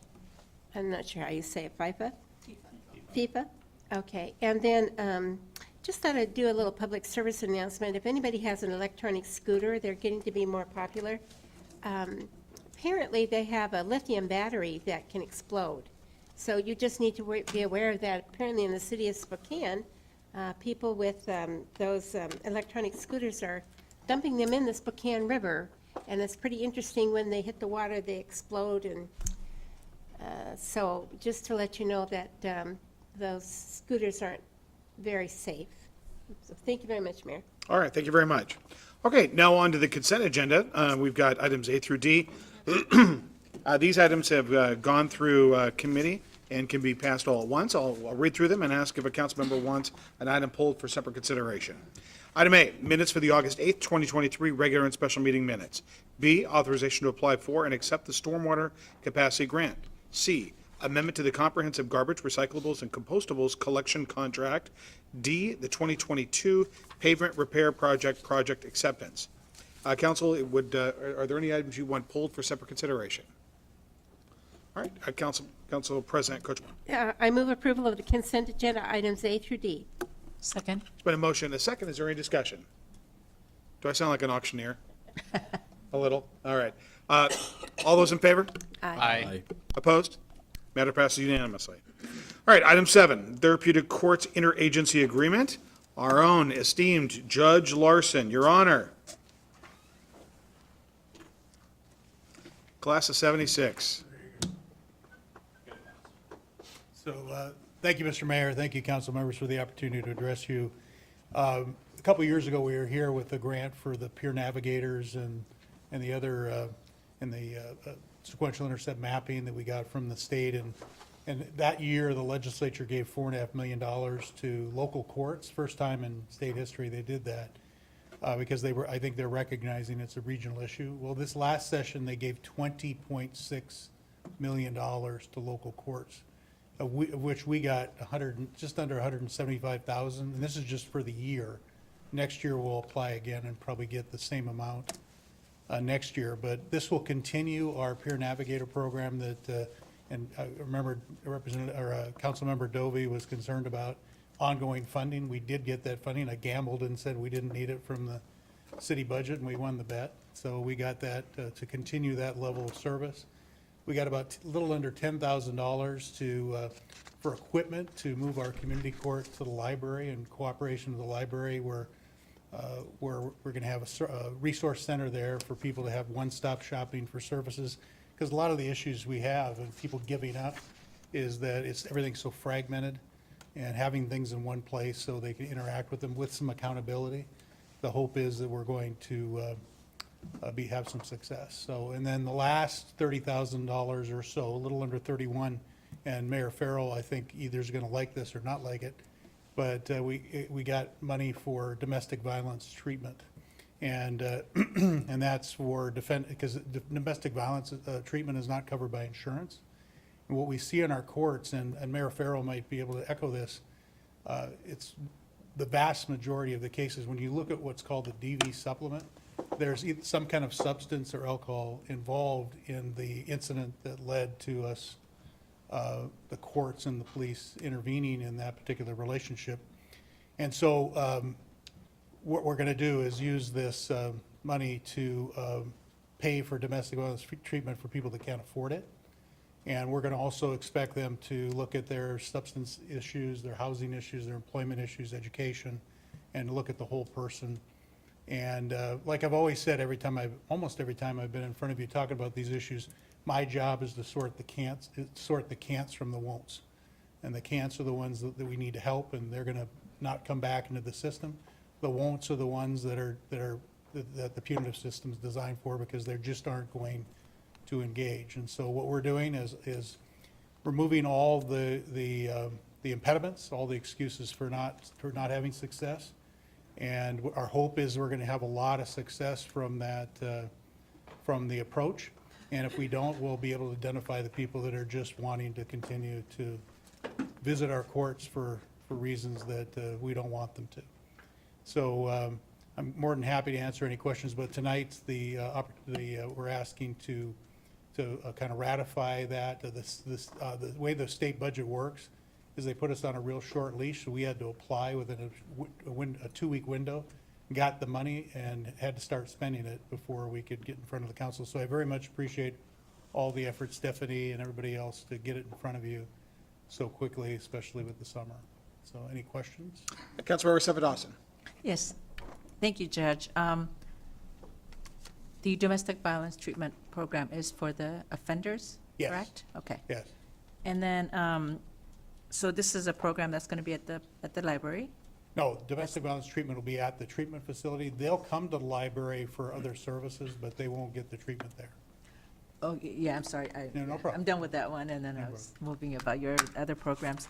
So Federal Way is collaborating with Kent, Des Moines? Des Moines, just Des Okay. Moines. They're sharing peers with us. They're not collaborating with us on the domestic violence treatment or on moving our community court to the library. Yeah. That's only the first and third Thursday afternoon is when we'll have court there at the library with the resource center. If you're familiar with the library, we'll be in one room, the resource center will be in another room. Okay, the one on First? Yeah, right? the one on That First library. Avenue, yeah. Okay. And so would the peer support group, would the peer be getting any stipend compensation or anything? for Yeah, the peer being navigators are paid through, we have a contract with Peer Kent. Okay. And this collaboration with the library system, they also have peers through Peer Kent. So it's a force multiplier. On Thursday afternoons, we'll have 2 peers instead of just 1 to work with because of our partnership with the library. And the reason, and for those folks that don't know what a peer navigator is, they're somebody that's been through the system themselves. We have it structured so that person, they don't share back to the court what's being said. They don't even share if a person meets with them, because you want to establish that trust and that rapport to be able to get people on a path that'll keep them successful. And again, Mayor Farrell's been around the criminal justice system for quite some time. He'll echo this, I believe, too. One of the highest reasons for failure is people going back to the same crowd they were with before they came to court. And keeping them in a positive environment with a peer and with other folks like that, you're more likely to see success. And you're gonna help somebody be walking next to somebody, helping them navigate a lot of these complicated services and everything. So that's the benefit of our peers. Can I ask one more question? Of course. Okay. So there's funding in there for treatment services, but nothing for recovery? Can you? Yeah, the recovery, most of it's covered by Medicaid, so we don't have to provide for that. The domestic violence treatment is not covered by any insurance. And the traditional approach in the past has been if somebody failed enough times getting treatment, even if they couldn't afford it, they'd get jail time. In some cases, up to 60 to 90 days of jail for not getting their treatment done. So it's gonna, the theory is if people are successful and it's really about money and they are successful because it's being paid for, we're gonna see less people go to jail too. And we're gonna have more people be successful. Because the reason the treatment's so important, and it's been something I've been an advocate for years, it's a victim safety issue. Because getting that person to understand how power and control in the domestic violence cycle needs to be broken makes the victim much safer. And contrary to popular belief, the relationships that we see continue on, even with the violence. And so at least we're going to try to get people in a healthier position once the court loses jurisdiction and no longer has the no contact order and those type of things to keep them apart. Thank you so much for everything that you do for us. Thank you. Appreciate it. Councilmember McDaniel. Yeah, my question is on the Peers Navigator. Do you have any numbers or statistics to show us how well it's been working so far? to Well, kind of that give us first, an idea? I think we had over 2,000 people that were served, and I don't have the numbers right handy. But we also, I have a called barrier-free access to peers. So if somebody comes for a traffic ticket, they have access to peers. The story I tell is a woman came in for a traffic ticket one time, and I could see she had a prior criminal history, and she had an 18-month-old child. Her husband had died, she said, in front of her. I don't know if it was an overdose or what, but had died in front of her a year earlier. She was working 2 jobs. She was very frustrated, very tired. She could only see her child 3 hours a week. And she was tempted to go back to, easier to commit crime. And so what I did is I arranged for her to meet with the peer and keep her on track. I don't know if it was successful, but that's the benefit of it is that you can at least try to prevent somebody from relapsing back into a criminal activity or whatever, and you don't need to have it be quid pro quo with a case. In other words, I'm going to order you to go see a peer. It's got to be something that's volitional, and it's very effective when it's that way. And like I said, if somebody came in to pay a ticket, they could talk to a peer. They wouldn't have to get the judge's permission or anything. Gotcha. So we're serving a lot of people. Gotcha. And the last one would be, is I've seen this stuff, talked a little bit. Is there anything else that we currently do not have in the system, either funding related or anything like that, you think would be that next level, the best thing that we could do next? Well, and by the way, that's the regional resource network that I've talked about several times in front of this council. And thanks to Chief Wong and his assistants, we were able to get there's 9 cities we're trying to get to work together.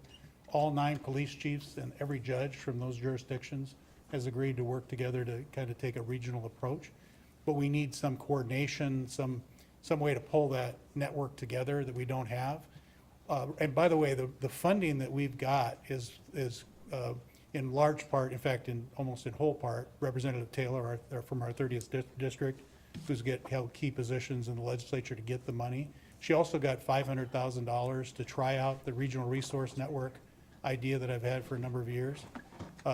Some of it has to go to Eastern Washington, some to Western, and we're vying for that money, some of that money to help us organize that regional approach.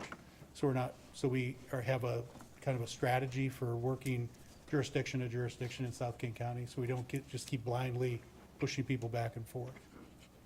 So that type of thing, a coordinated, strategic approach to folks rather than this hope and a prayer kind of pleading with people living in tents to get help.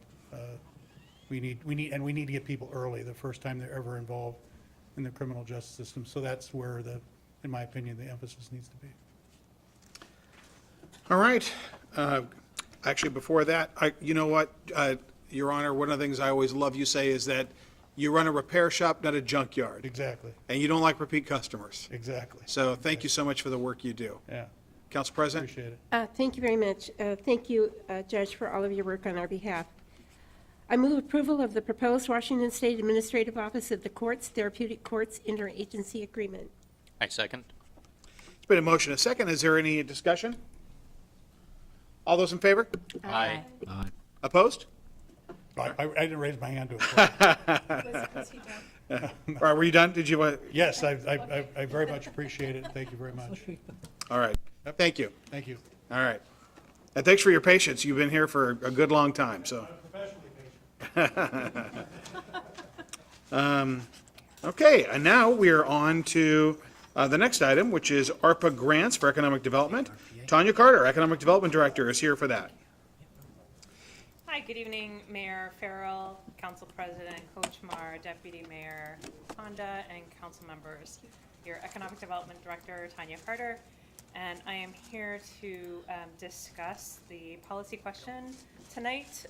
Should council approve the outlined economic development ARPA grants program? And if you go to your packet on page 47, there are details on the 14 programs that are proposed over a 3-year period. The slides that we prepared tonight are just high-level slides just to jog your memory. I would like to just go through 3 points on the background to the ARPA programs for economic development, and then just go over briefly the 14 programs and circle back at the end of the review of the 14 programs on any questions that you might have. So the kind of high-level background for the 3 programs. In November 2022, City Council approved a proposal to allocate $750,000 in ARPA funds to support economic development. Since the beginning of 2023, various projects have been developed based on in-field research and best practices in economic development. And additionally, care has been taken to not reinvent the wheel if successful programs or projects already exist. So the intention is to leverage the existing resources, subject matter experts, or existing infrastructure to ensure that the funds can support as many businesses in succeeding for as long as possible. So that's the first point of background. The second point is that projects included will support business growth, business retention and attraction, tourism, and workforce development. And as the projects are initiated, success metrics will then be defined and reported back to council on an ongoing basis. So essentially that will be mostly comprised of the quarterly economic development reports that economic development presents every quarter to council. And the last point is that the project concepts have been shared in general with the Federal Way Chamber as well as the Small Business Development Center, the SBDC, with the goal of collaboration in as many facets as possible as the projects progress. So the projects were created within the framework of what problem are we addressing or solutioning for? And as mentioned, the 14 programs were outlined in your packets, which I believe you have on your iPads. So we'll just kind of summarize them here and then move to any questions. So, oops. Sorry. And council, I just want to, Tanya had sent back a response email to some questions from Councilmember McDaniel earlier. So if you haven't looked at that, some of the responses to some of those questions were included in that. Thank you for that clarification. Yep. So the first is a grant writer, and it would be a 15-month limited term hire. The reason why it's a limited term hire is just according to the ARPA rules and regulations, the period of performance on this type of a grant or use of funds would be through December 2024, so the end of next year. And the estimated cost for the salary during that time as well as the benefits would be approximately $95,000. Then these two, there's a grant writing workshop series as well as a fundraising workshop series. Same concept for both, but essentially one would be a 3-part series, which would be helping businesses and nonprofits to understand how to articulate a program or project that they would like to find grants for. The second part would be how to actually find all of the different sources and resources of where grants are available. And then the third part would be on how to actually apply for the grants. And depending on circumstances, we could potentially run that 2 to 3 times. So it would be a 3-part series 2 to 3 times over the next 3 years in this case. And then the grant writing workshop, same concept, and it's, sorry, the fundraising workshop, same concept for businesses and nonprofits. A 3-part workshop series where they would learn different techniques of where, how to structure, and how to apply for or to raise funds. Again, over the next 3 years, a goal will be 2 to 3 times. For the top 100 people, places, and things in Federal Way, we've talked about that several times. We are ramping up the program with a little bit more public participation and promotion. So the goal is in the next few months to get up to 300 responses. That's our goal. And then we are looking into ways to celebrate that in Federal Way so that we can kind of let the public know what the results were and figure out how to use that more effectively and leverage that in the future. Placemaking strategy, this is definitely a large chunk of the ARPA funding. And essentially here, the main focus or target audience would be on the audiences that are highlighted here. Prospective businesses, site selectors, real estate developers, workforce talent, as well as economic development professionals. The goal here would really be to raise the awareness of Federal Way. There's definitely a, let's say, an opportunity here for Federal Way in these professional target audience circles to get more awareness and to also elevate what the advantages are of doing business here in Federal Way. So that again would be over the next several years. And there's details in the email that Mayor Farrell alluded to on all of the different products, services, consultation, et cetera, over the next several years that will be provided in there. Economic development website audits. There are only a handful of economic development websites that are specific to economic development, and they are very small microsites. Just to maybe clarify, this has nothing to do with the city's, the City of Federal Way's website, which is also being audited currently. These are 2 completely separate programs. And the 3 sites that are listed there are really small, only have a few pages, and it would be audited against all of the competitor cities in the region that also have similar sites. And the organization that would be doing this audit does work with, or has worked with a lot of the cities in this region, so they're also very familiar with what our competitive set would be. Then the website rebuild, rebrand, essentially based on the audit, essentially revamping those websites. Again, very small microsites that are not, that are essentially separate from the City of Federal Way website. The Shop Federal Way upgrade, we currently have shopfederalway.com, and it is essentially a directory of all of the businesses in Federal Way. We would like to follow suit with what many cities and regions and states are doing, which is providing not only digital literacy training to small businesses who a very large percentage, and I can get you the percentage based on a study, I don't have it off the top of my head, of small businesses during COVID were really suffering from a lack of digital literacy. So we plan to upgrade the Shop Federal Way site so that it would be e-commerce enabled. To be clear, that does not mean that Federal Way would have anything to do with the platform as far as any financial transactions. That would be all handled by the platform, the organization itself. And again, this is all in line with what other cities and states are doing around the country. And it would enable small businesses to essentially have a platform to launch from.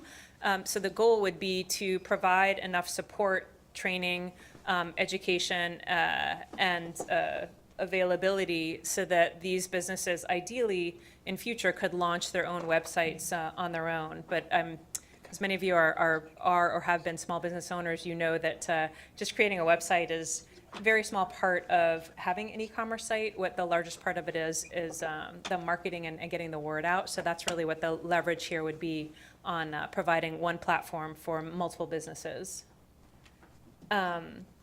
Business enterprise startup training. Again, there's details in the response that was provided this afternoon to council. There are several websites that council can refer to see what the detail is on the enterprise startup, but essentially it's in collaboration with several other organizations in the state who are providing this type of training for business startups. So again, we'd be leveraging a lot of the services that are already available, the programs that are already established, to provide those to businesses or entrepreneurs in Federal Way. And moving along, we have our business and CTE partnership program. CTE stands for Career and Technical Education. And the school systems, both at the high school and the collegiate level, have career and technical education programs. And those are skills-based programs. So those are, for example, court stenography, architecture, mechatronics, robotics, carpentry, auto shop, painting, things like that. The goal here, and this program has existed in several other cities, is essentially to make businesses in the city who have complementary skills that are needed aware, first off, of the CTE programs that are in the high school and the college, to bring the businesses on a regular basis to tour those programs and essentially connect the businesses with those either professors or students or what have you, either in providing materials, supplies, know-how, putting together internship programs or workforce pipeline programs. So this also addresses some of the questions and comments and conversations that we've had, at least since I've been here, about how do we create pipelines within the school systems to have workforce that will be able to participate within businesses in Federal Way. So this is a really great way, and it is a program that has happened in several other cities that's been pretty successful. So that is that. And then moving right along, we have our business outreach program. So essentially, as we've mentioned several times, there are business surveys that are being conducted right now with as many up to 500 businesses as we can in the city. Based on their responses to those surveys, what Economic Development plans to do is take the actual data-driven feedback that the businesses are providing as to what services, help and support they need, and take these funds here that we are allocating to create or plug into existing programs for those businesses to address those exact issues that they've identified as needing help in those areas.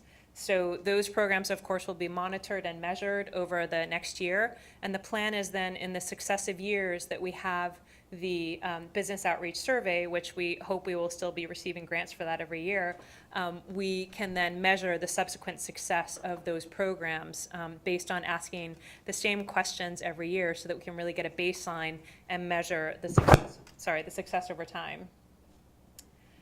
Just a couple more programs here. We have a retail attraction strategy. Essentially, there is a consultancy that is specializing not just in cookie cutters spitting out software data analyses, but this consultancy specializes in really getting down into the microcosm of each of the retail nodes or retail communities within a city, identifying what types of retail is there, what types of retail could be there in future. And this, of course, is all predicated on having conversations with the retail property owners. They all, of course, have their own attraction strategies, their own leasing strategies. So based on what the appetite is for those particular retail property owners, the type of support, data provided, cooperation would vary based on what their interest or desire is. But at the very least, what it will give is, for the city, a great overview on what types of retail is in the city, what type of retail absorption there is, what type of leakage there is, meaning where are there gaps in what types of retail is needed in the city, and where can we kind of focus some of our attentions based on that. Hotel absorption study, very similar. Essentially, what a hotel absorption study does is it first off will provide information to the city as far as what types of hotel or how many hotel rooms can be absorbed into the city in the future based on the regional growth, based on different types of venues that might be increasing their patronage et cetera, that data is pretty standard in the industry when cities are looking to attract hotels to provide this type of data. What it will provide is what types of hotels would be possible. So is it a boutique hotel? Is it an extended stay hotel? Is it a business hotel? How many rooms, et cetera, based on the landscape in the region. And that data would then be used to find a hotel operator as well as a hotel flag, which is a brand. And so not to get into the sausage making of this, but the way that hotels get built now is quite different than it was, in decades past. Insofar as it's not necessarily a flag like a Hyatt or a Hilton that is, building the hotel, operating the hotel, and has its flag on the hotel. Those functions, in many cases, depending on the brand, depending on the location, et cetera, are different now. So there's a developer, then there's an operator, and then there's a flag, which essentially there's, to keep it simple, royalties that would be paid to that flag. So again, to keep it high level, it is something that's kind of necessary to attract a hotel. And it is also what the city needs to know what type of hotel to attract. And the last one, in-home childcare business incubator. Essentially, what the goal here is that there is a childcare desert in this area, which essentially means that there's not enough childcare spaces for the number of childcare spaces that are needed. And so what the goal is of this program is instead of focusing on commercial childcare, where that's a kind of a node in a certain area where, for example, a parent may need to drive to that node and then drive in a different direction to go to work. It's more the encouragement of in-home childcare, which is more neighborhood-based and it's more on a smaller scale-based, so that families who need the childcare are not having to drive as far. Ideally, they could just, drive one or two neighborhoods over to have childcare available, which then, of course, makes it more accessible, more affordable, and more available within the city. And the partnership here would be to provide multiple cohorts of business entrepreneurs. So again, creating businesses within the city, the opportunity to be trained in childcare. And I think there was a question that was posed today, what is the success rate for a program like this? The institute that we are looking at partnering with, they have a 92% success rate over 5 years, which means that the cohorts that they train in childcare have the surround services after they are qualified to continue on for at least 5 years, and those cohorts also return back into the system.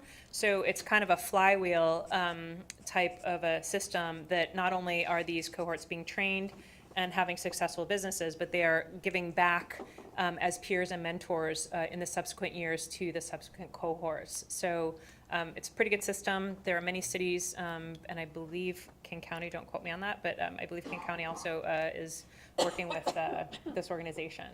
And that is the last program. Deputy Mayor. Thank you. Thank you for the report and very interesting information. I have a couple of questions and then I have a suggestion. One, you talk about rebranding, and we went through a rebranding exercise a few years ago. It didn't go very well, so I'd like to really get into that with you at some point, but not right now. And the other things are all very interesting, but what I would like to suggest, because this is so much information and it concerns ARPA funding, that we take a step back and go to FEDRAC so that we can have more time to discuss it and go through each of these programs, because they have so much information in each and every one of them. And I just think we would get more out of it. The public could get more information, and it is ARPA funding, so the public is probably really interested in it.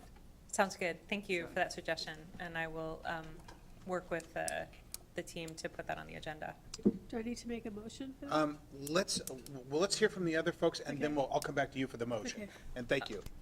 Yes. Yeah, one clarification. I apologize for the poor choice of words with rebranding.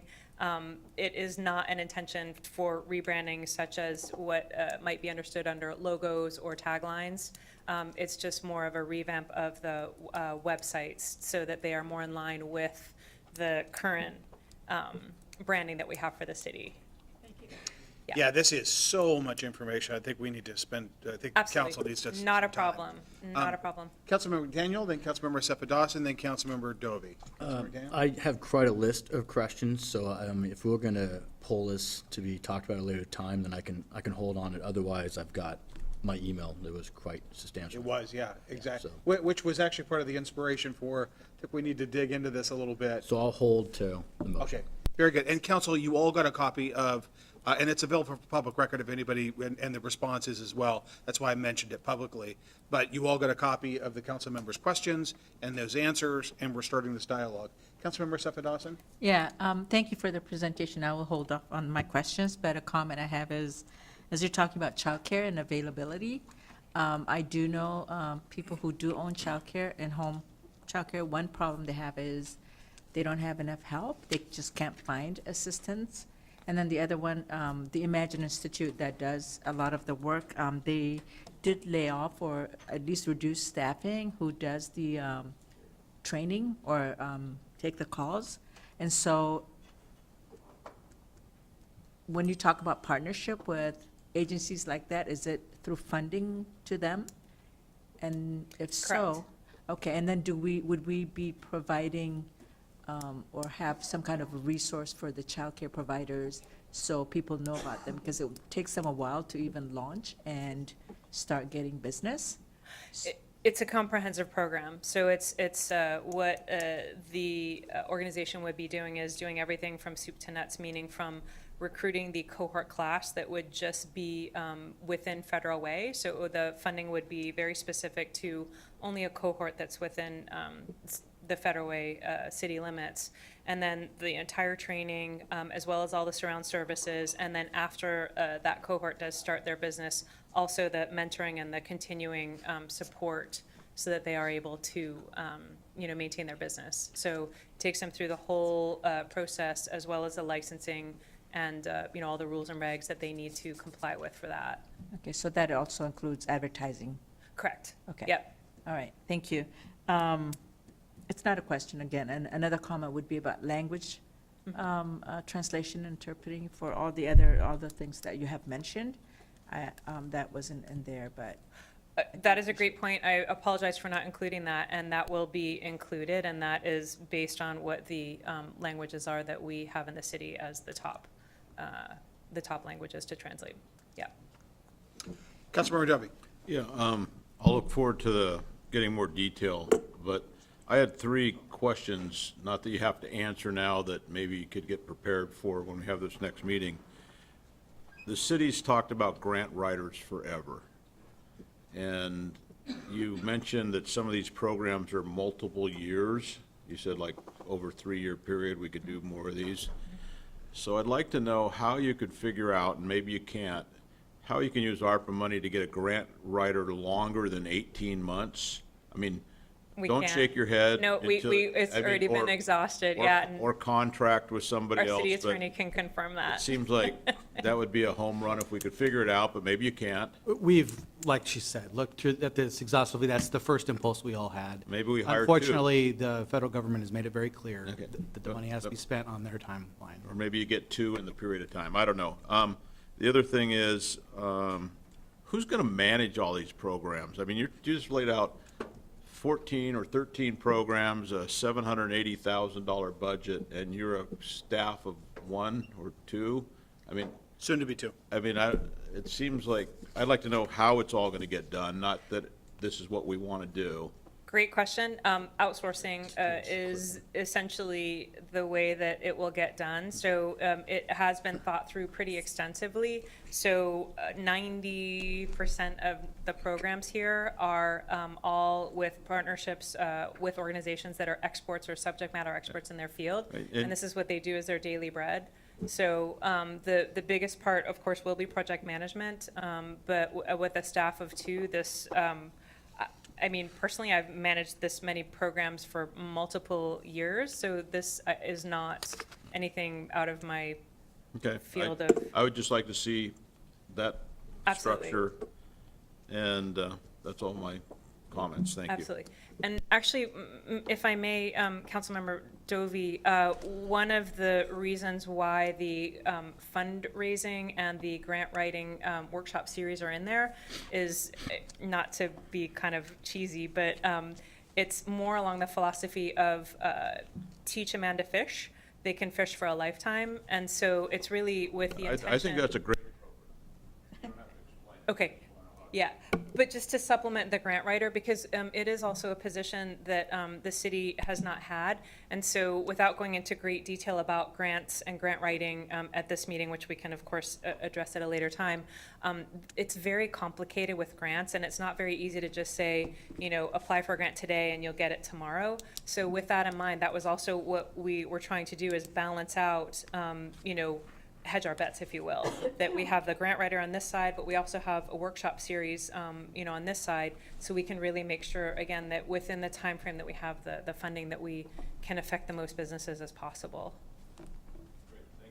All right, Councilmember McDaniel. Yeah, so my comment's on to the question probably for the attorney. So ARPA money has to be used at a certain given time. It can't go over, but it can be used for general cost, can it? Which will then free up general cost for future usage? I'm not sure I understand your question entirely. So we need to have spent all of the ARPA money that's in our bank account now by a certain date. Correct, and I believe I So- checked, that was December 31st, 2025. 26. 26, I believe. Yeah, it's 26. Obligated by 24, spent by 26. Oh, 26, okay. So it has to be spent by that time frame, but the actual position she's looking at can only be for the 15 months? Yeah, I can answer this offline if you'd like, but basically, it's the first instinct we all have, once again. It's basically money laundering. So they're very careful about color of money. So we get the money, we have it, it's actual money. We can't use it to buy something that we would have normally bought anyway, and then use that money to buy something in the future. It's called bootstrapping, or basically every federal contract prohibits that. So, but yeah, it's something we've all wished we could do. That's why I asked you. All right, Councilmember Stephanosin. Yeah, if we do get the grant writer, would they be responsible for the workshops, the grant writing workshop, or is that someone else? Currently, it depends on who we bring in. We did have interviews last week, so there was someone that, you know, there were some candidates that were interesting. You know, we haven't made a final decision yet, but of course that person would be very heavily involved, and the Small Business Development Center would of course be involved, and any other entities that, you know, would be tangential to that. So it would really be kind of a support system, you know, not just kind of a one and done, like this is your information and go forth, but you know, who can support them in their journey as well. Okay, thank you. All right, Deputy Mayor. I'd like to make a motion that the ARPA grant projects for economic development be on the agenda for the next FEDRAC meeting. Is there a second? Second. It's been a motion and a second. Is there any discussion? All those in favor? Aye. Opposed? And Stephanie, do we have a date for that? Yeah. The fourth Tuesday, September 26th. September 26th. Very good. Okay, great. All right, mark it on your calendars. Thank you very much, Tanya. May I ask a clarification question? Sure. Could I get some direction on whether or not council needs any more information that was provided today?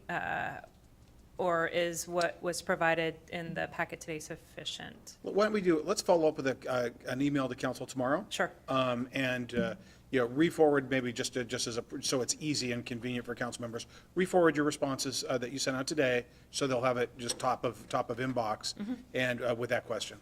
I would like to meet with you to talk about this before the FEDRAC Absolutely. meeting. Thank you. Very good. Okay, thank you so much. Great job. It is a lot. Okay, all right, now, item C, Department of Commerce Middle Housing Grant Authorization Apply, staff report from Chaney Skadson, our senior planner. Chaney?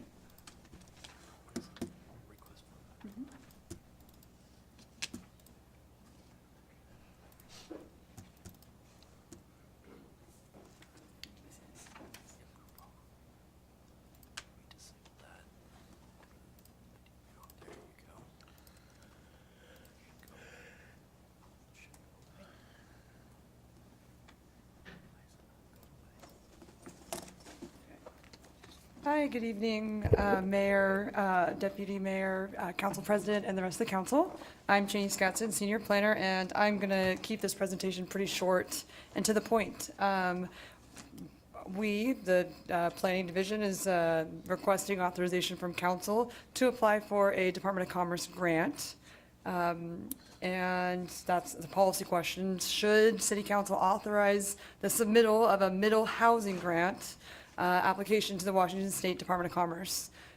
Middle housing, you are familiar with the term. This is in reference to House Bill 1110, which is basically a lot of the red housing you see in between, along this graphic, in between the spectrum of detached single-family housing and mid-rise multifamily. There's a variety of different housing types.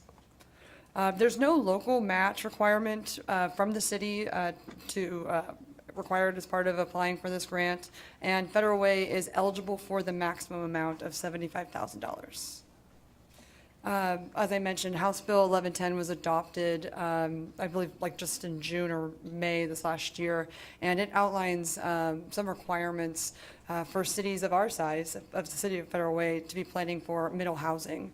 And there's a couple options in there, and if you've looked at the bill, it's a little complex and confusing, so I'm not going to be answering any questions about the bill specifically today, but that's why we'd like the money. We'd like the authorization to apply for the grant to help supplement the work that we need to do to comply with House Bill 1110, and then also any other work that would may be required as part of the periodic update to the comprehensive plan, such as amendments or changes in the housing chapter around goals and policies that are supportive and consistent with the requirements of House Bill 1110. This is a great opportunity for some money to get a work item done that needs to be done. House Bill 1110 has a deadline of June of 2025, and this Commerce grant has a cutoff date or done, I don't know, last deliverable is due on June 15th of 2025. So it's a great timing and a great opportunity to fund some work that we are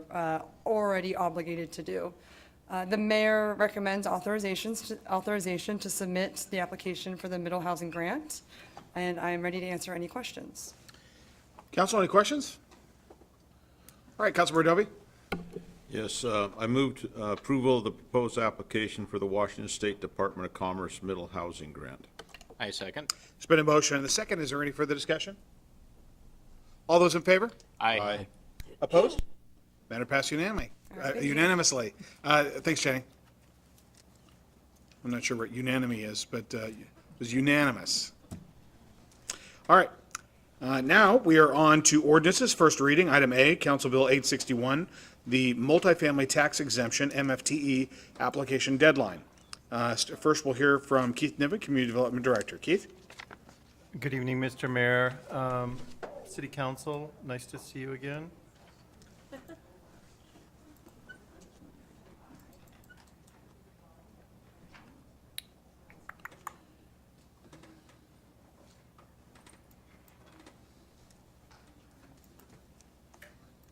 Okay, so the Housing Action Plan Implementation Grant, we hired Heartland and we did like 462 code amendments, and I'm glad to say that I think this is our last one, knock on wood. So we did an amendment to the multifamily tax exemption to expand it to the BC zone. That was one of the recommendations that Heartland had. And we got contacted by a developer in town that basically asked us if we could do another amendment to that particular code. And so the policy question in front of the City Council is, should the City Council amend Title III of the Federal Way Revised Code to provide increased flexibility for an MFTE multifamily tax exemption applicant to submit an application anytime prior to the issuance of certificate of occupancy? So that is the question and the potential code amendment we have before you this evening.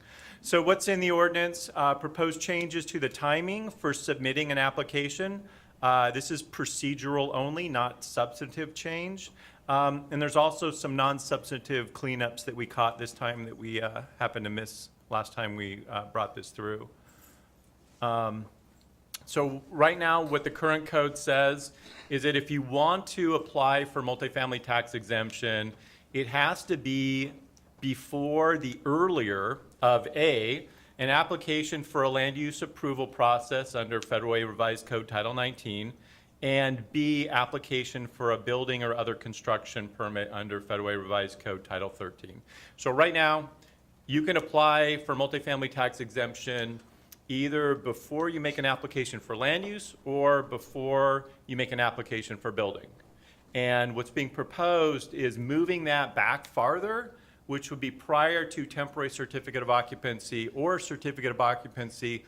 It gives the developer builder more time to kind of process this, to figure out if it's in their best interest. The proposal is similar to what's being done in cities of Kent and Auburn. We saw this as being development friendly and doesn't necessarily cost us anything, so we thought let's go ahead and bring this forward. Mayor's recommendation is option 1, approve. That's not right. I did this at Land Use and Transportation, but then I had a vacation and I forgot about it. So we are actually, it's advertised right now. So if you know anybody who is a code compliance supervisor, please encourage them to apply. Federal Way is a great place to work. I hope I'm still employed here tomorrow. Mayor's recommendation is to approve the code amendment and change the timing for this to certificate of occupancy. And with that, I'm going to see if you have any questions other than my competency for making presentations. All right, Councilmember Dovey? The question I have is this, we got this great report, we've been working through this for months.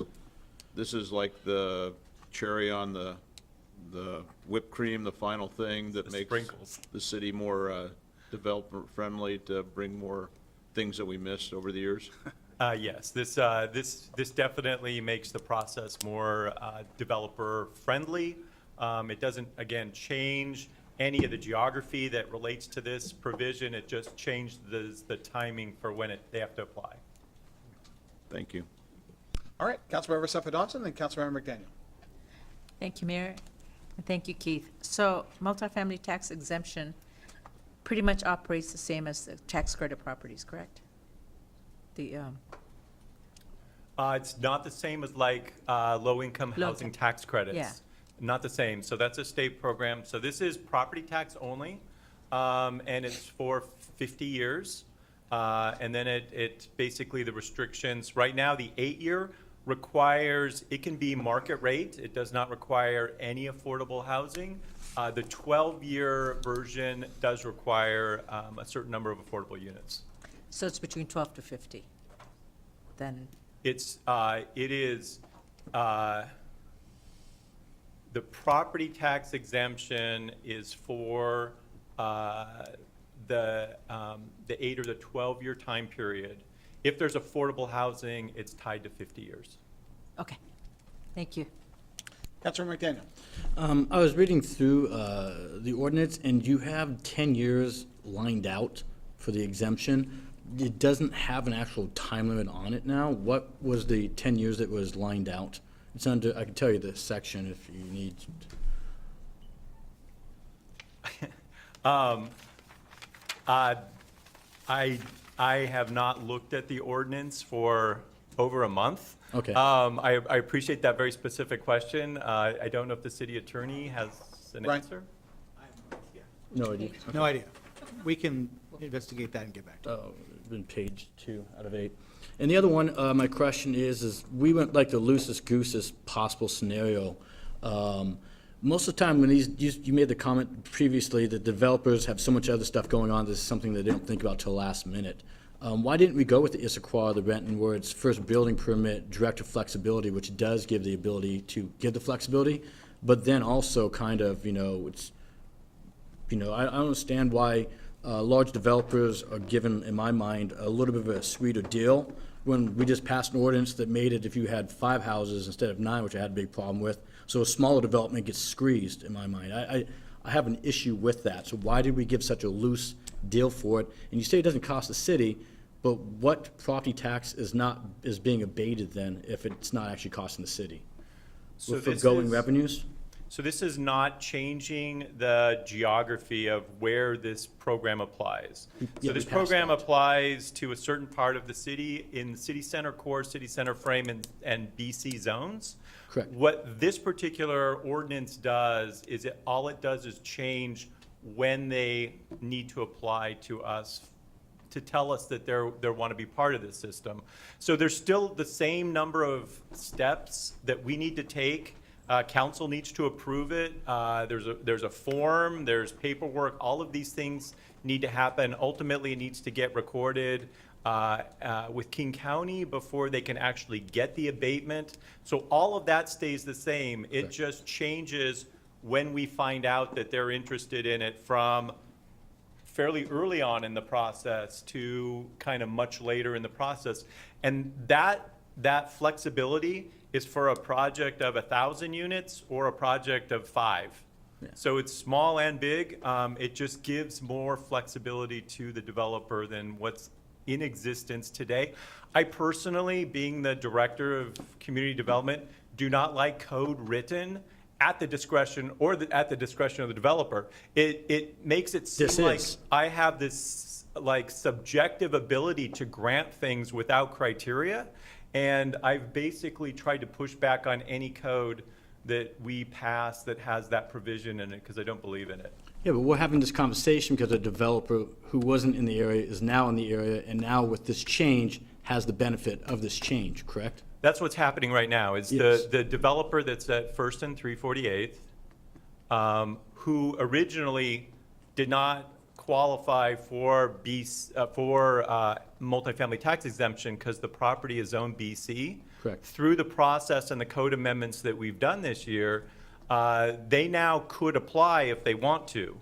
And so they're wanting us to process this because they would like to apply for it before they lease up their units in the podium building.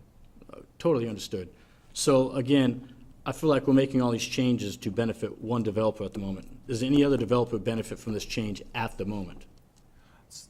Future-wise, yes. Future-wise, yes. At the moment, there is no other multifamily projects in BC or city center core, city center frame that's going through permitting. And any of these other options of the other cities, if we went with Issaquah, first building permit, but director flexibility, would that one still benefit? Would they benefit from that one, or is that one then would put them outside of the beneficial benefit of this ordinance change? The way our code currently reads is the first. I'm saying, because right now we went with what Kirkland and Auburn is, which is pretty much any time up to the point of getting your occupancy.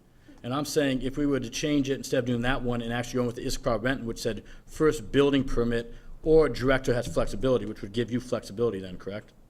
So I was answering, and if I could finish my answer, I think you'd find the answer hopefully informative. Okay. So right now, the process works either sequentially or concurrently. So the way our code reads now is you can apply either with your land use permit or with your building permit, whichever happens first. If they do it sequentially and do the land use permit first, then it would happen before the first building permit. If they did it concurrently, their building permit would be first, and they would have to apply for it then, which is the same as Issaquah and Renton. Does that make sense? Can you say it one more time? Sure. So right now, our code allows you as a developer to either submit your land use permit first, or to allow you to submit your land use permit and your building permit concurrently at the same time. If a developer chose that path, then they would need to apply for their multifamily tax exemption at that time, which is the exact same timing as the Issaquah and Renton version, which is with your first building permit, right? Understood. So right now, there is a scenario where we are consistent with Renton and Issaquah. But if you did your land use permit first, then our process is even farther in advance of Issaquah or Renton. The discretion of the developer, as I mentioned, I personally don't like that. I'm not as supportive of that type of code writing, and so that's why that's not being proposed at this time. Understood. Yeah. Last question I have then is, I've looked through this, and maybe I missed something. What is the actual abatement? What is the percentage? Is it strictly the city, the tax the city collects from the property? Is it 0.8? What is that actual? So the property tax that we would be collecting from that property for 8 years or 12 years, depending on which version they got, they do not have to pay that. So that's what they get in as a financial gain for being part of this program. And so we get basically no property taxes for that property for either 8 or 12 years, depending on which one they chose to do. How does that benefit the city? So it benefits the city after 8 and 12 years, right? So after that time period elapses, and you've taken a derelict piece of property and you've put $300 million into it to build a multifamily project, we then get that escalation of property tax in year 9 or year 13. So right, we have to hold our breath for a while, but then that investment that this tool is geared towards having happen, it's about trying to get more housing production in the city, which then raises property taxes, and there's just going to be a gap until we get to take advantage of those increased property taxes through this program. But the argument is if you didn't have it, the economics might say that those properties may not have redeveloped or may have redeveloped in a different way without that tool. May not, but unknown. Yeah, no crystal balls. So increase for traffic usage and road improvements, and then increase in schools, but nothing to cover it for the first 9 years. And then local residents will pay the increased property tax because of the increase in property value? So school impact fees, traffic impact fees, park impact fees, those are not being forfeited. Okay. This is just property tax. Just property. Okay. Thank you. Deputy Mayor? Thank you. Keith, in other cities that have a program such as this, have they seen more development in their cities because of this? And the cities that don't have this program, have they seen less development? Is that actually something that you can prove that has happened? That's a complicated question. What I would tell you is, so we have none. There are no projects in Federal Way that have taken advantage of our MFTE that's been on the books for a while. The East Side cities have seen housing development using MFTE, but there's also different economic factors influencing the East Side. I am unfamiliar with Kent and Auburn to know how successful their MFTE programs have been. So I don't think I have a complete answer for you. I can definitely do some digging if that's of interest. It would be interesting to find out. When you have time, it's not a hurry, but thank you. And then Ryan, you're going to look up that 10-year issue, the thing that was crossed out? I can do that. Yeah, we'll get an answer back to. Yeah. One of us definitely will get back to. Very good, okay. All right, thank you, stay close. Do we have any public comment? No, Mayor, I don't have anyone signed up. All right, would you please read would the city clerk please read the ordinance title? Council Bill 861, Multifamily Tax Exemption, MFTE Application Deadline. An ordinance of the City of Federal Way, Washington relating to modifying the city's multifamily dwelling unit limited property tax exemption program, amending Federal Way Revised Code 33010, 330040, 330050, 330060. Councilor Rodovi.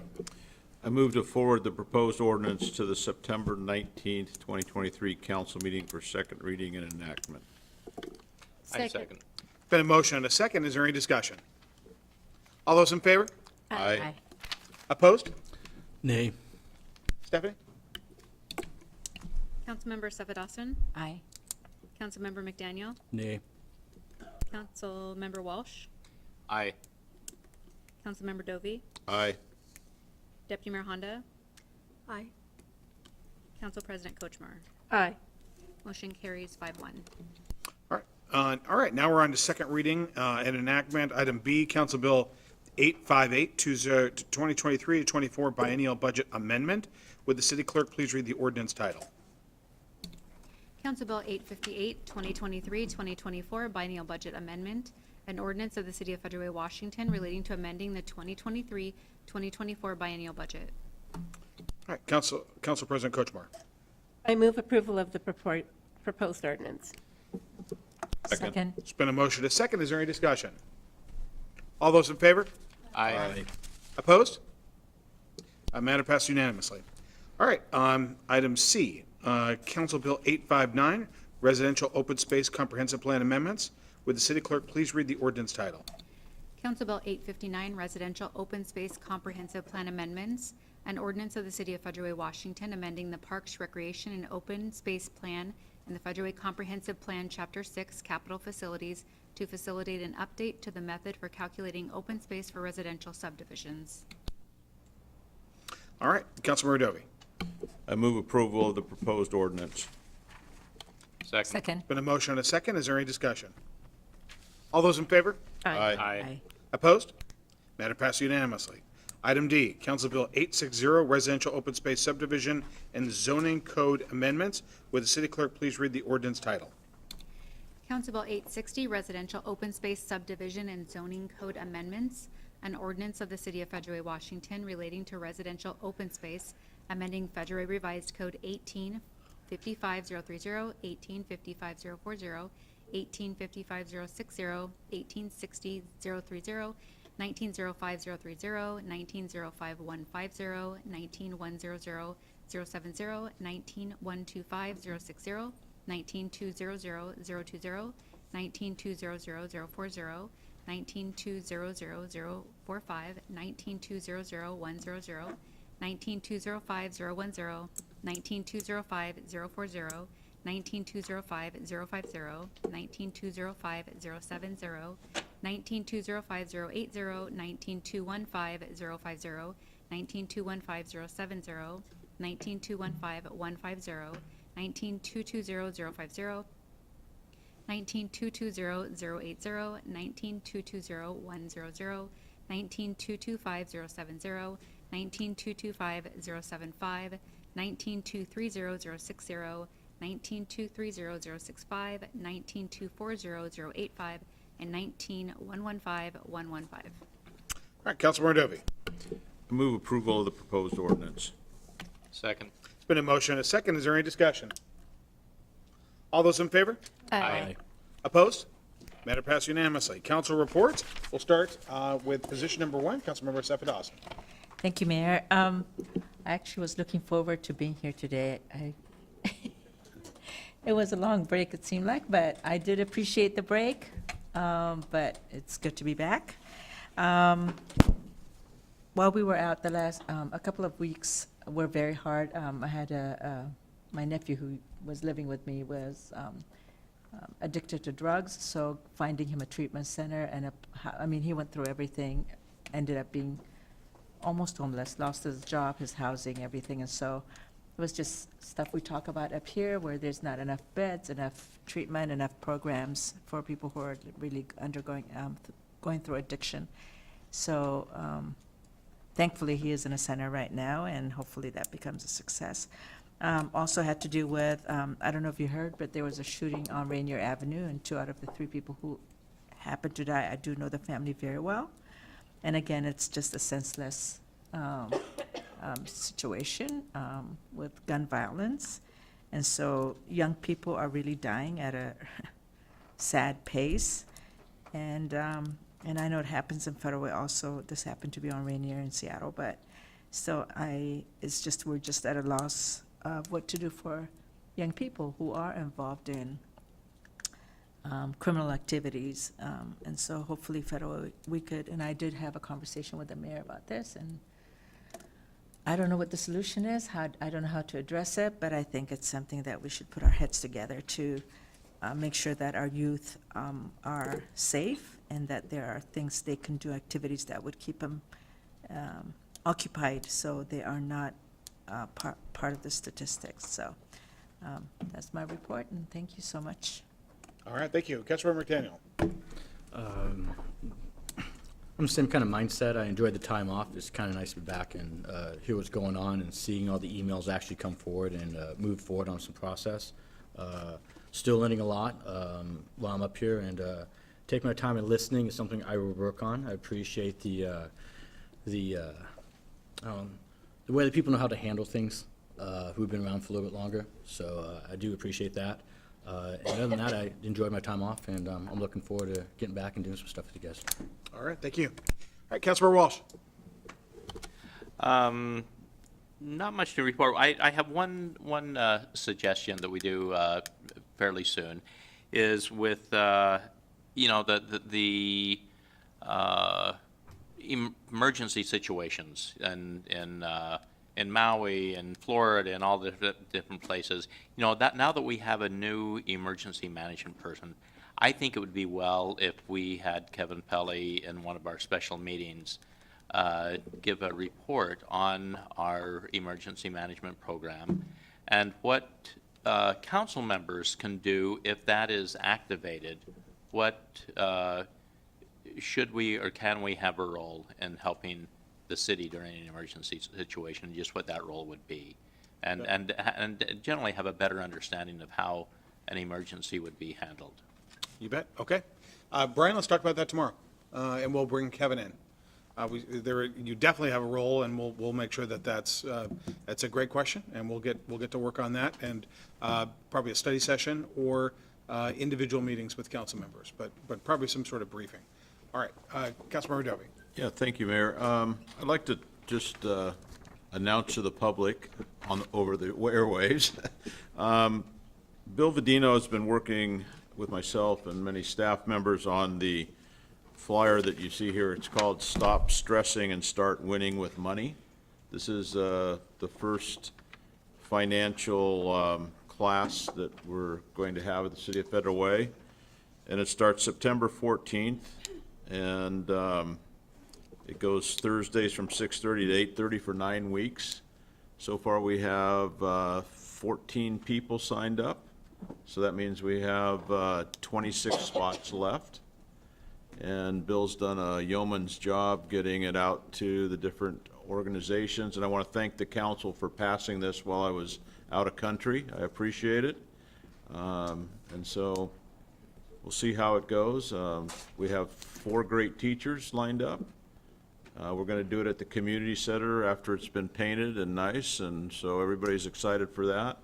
So spread the word that this is a class that's come out of Federal Way for people to learn how to manage money, how to be better stewards of their money, and hopefully help people become more self-reliant. So What are the dates and it's on the times? way. Yes. What are the dates and times? The date, excuse me, yes. It's going to start September 14th, which is not too far away. It's going to be Thursday from 6:30 to 8:30, and it's a 9-week class. This has a QR code or whatever it is so you can sign up. But Bill, can you go to the website and people can sign up? Yeah, it's at the city website. And if anybody knows anybody that would benefit or would like to go, we'd like to encourage it. I went to the farmer's market this weekend and talked to a couple people in the booths, and they spread the word, and there was good excitement about that we're actually doing this, so thank you. Thank you. Great idea. All right, Deputy Mayor. Thank you. So this Saturday is the Kiwanis Golf Tournament. It's our second big fundraiser of the year and the last big fundraiser of the year. We still have openings for a couple of teams. The deadline to apply for that is Wednesday. The cost would be $540. I thought it was Friday. Yeah, the golf tournament is Friday, but if you want to register your foursome, you have to do it by Wednesday at noon. Okay. Yeah, okay.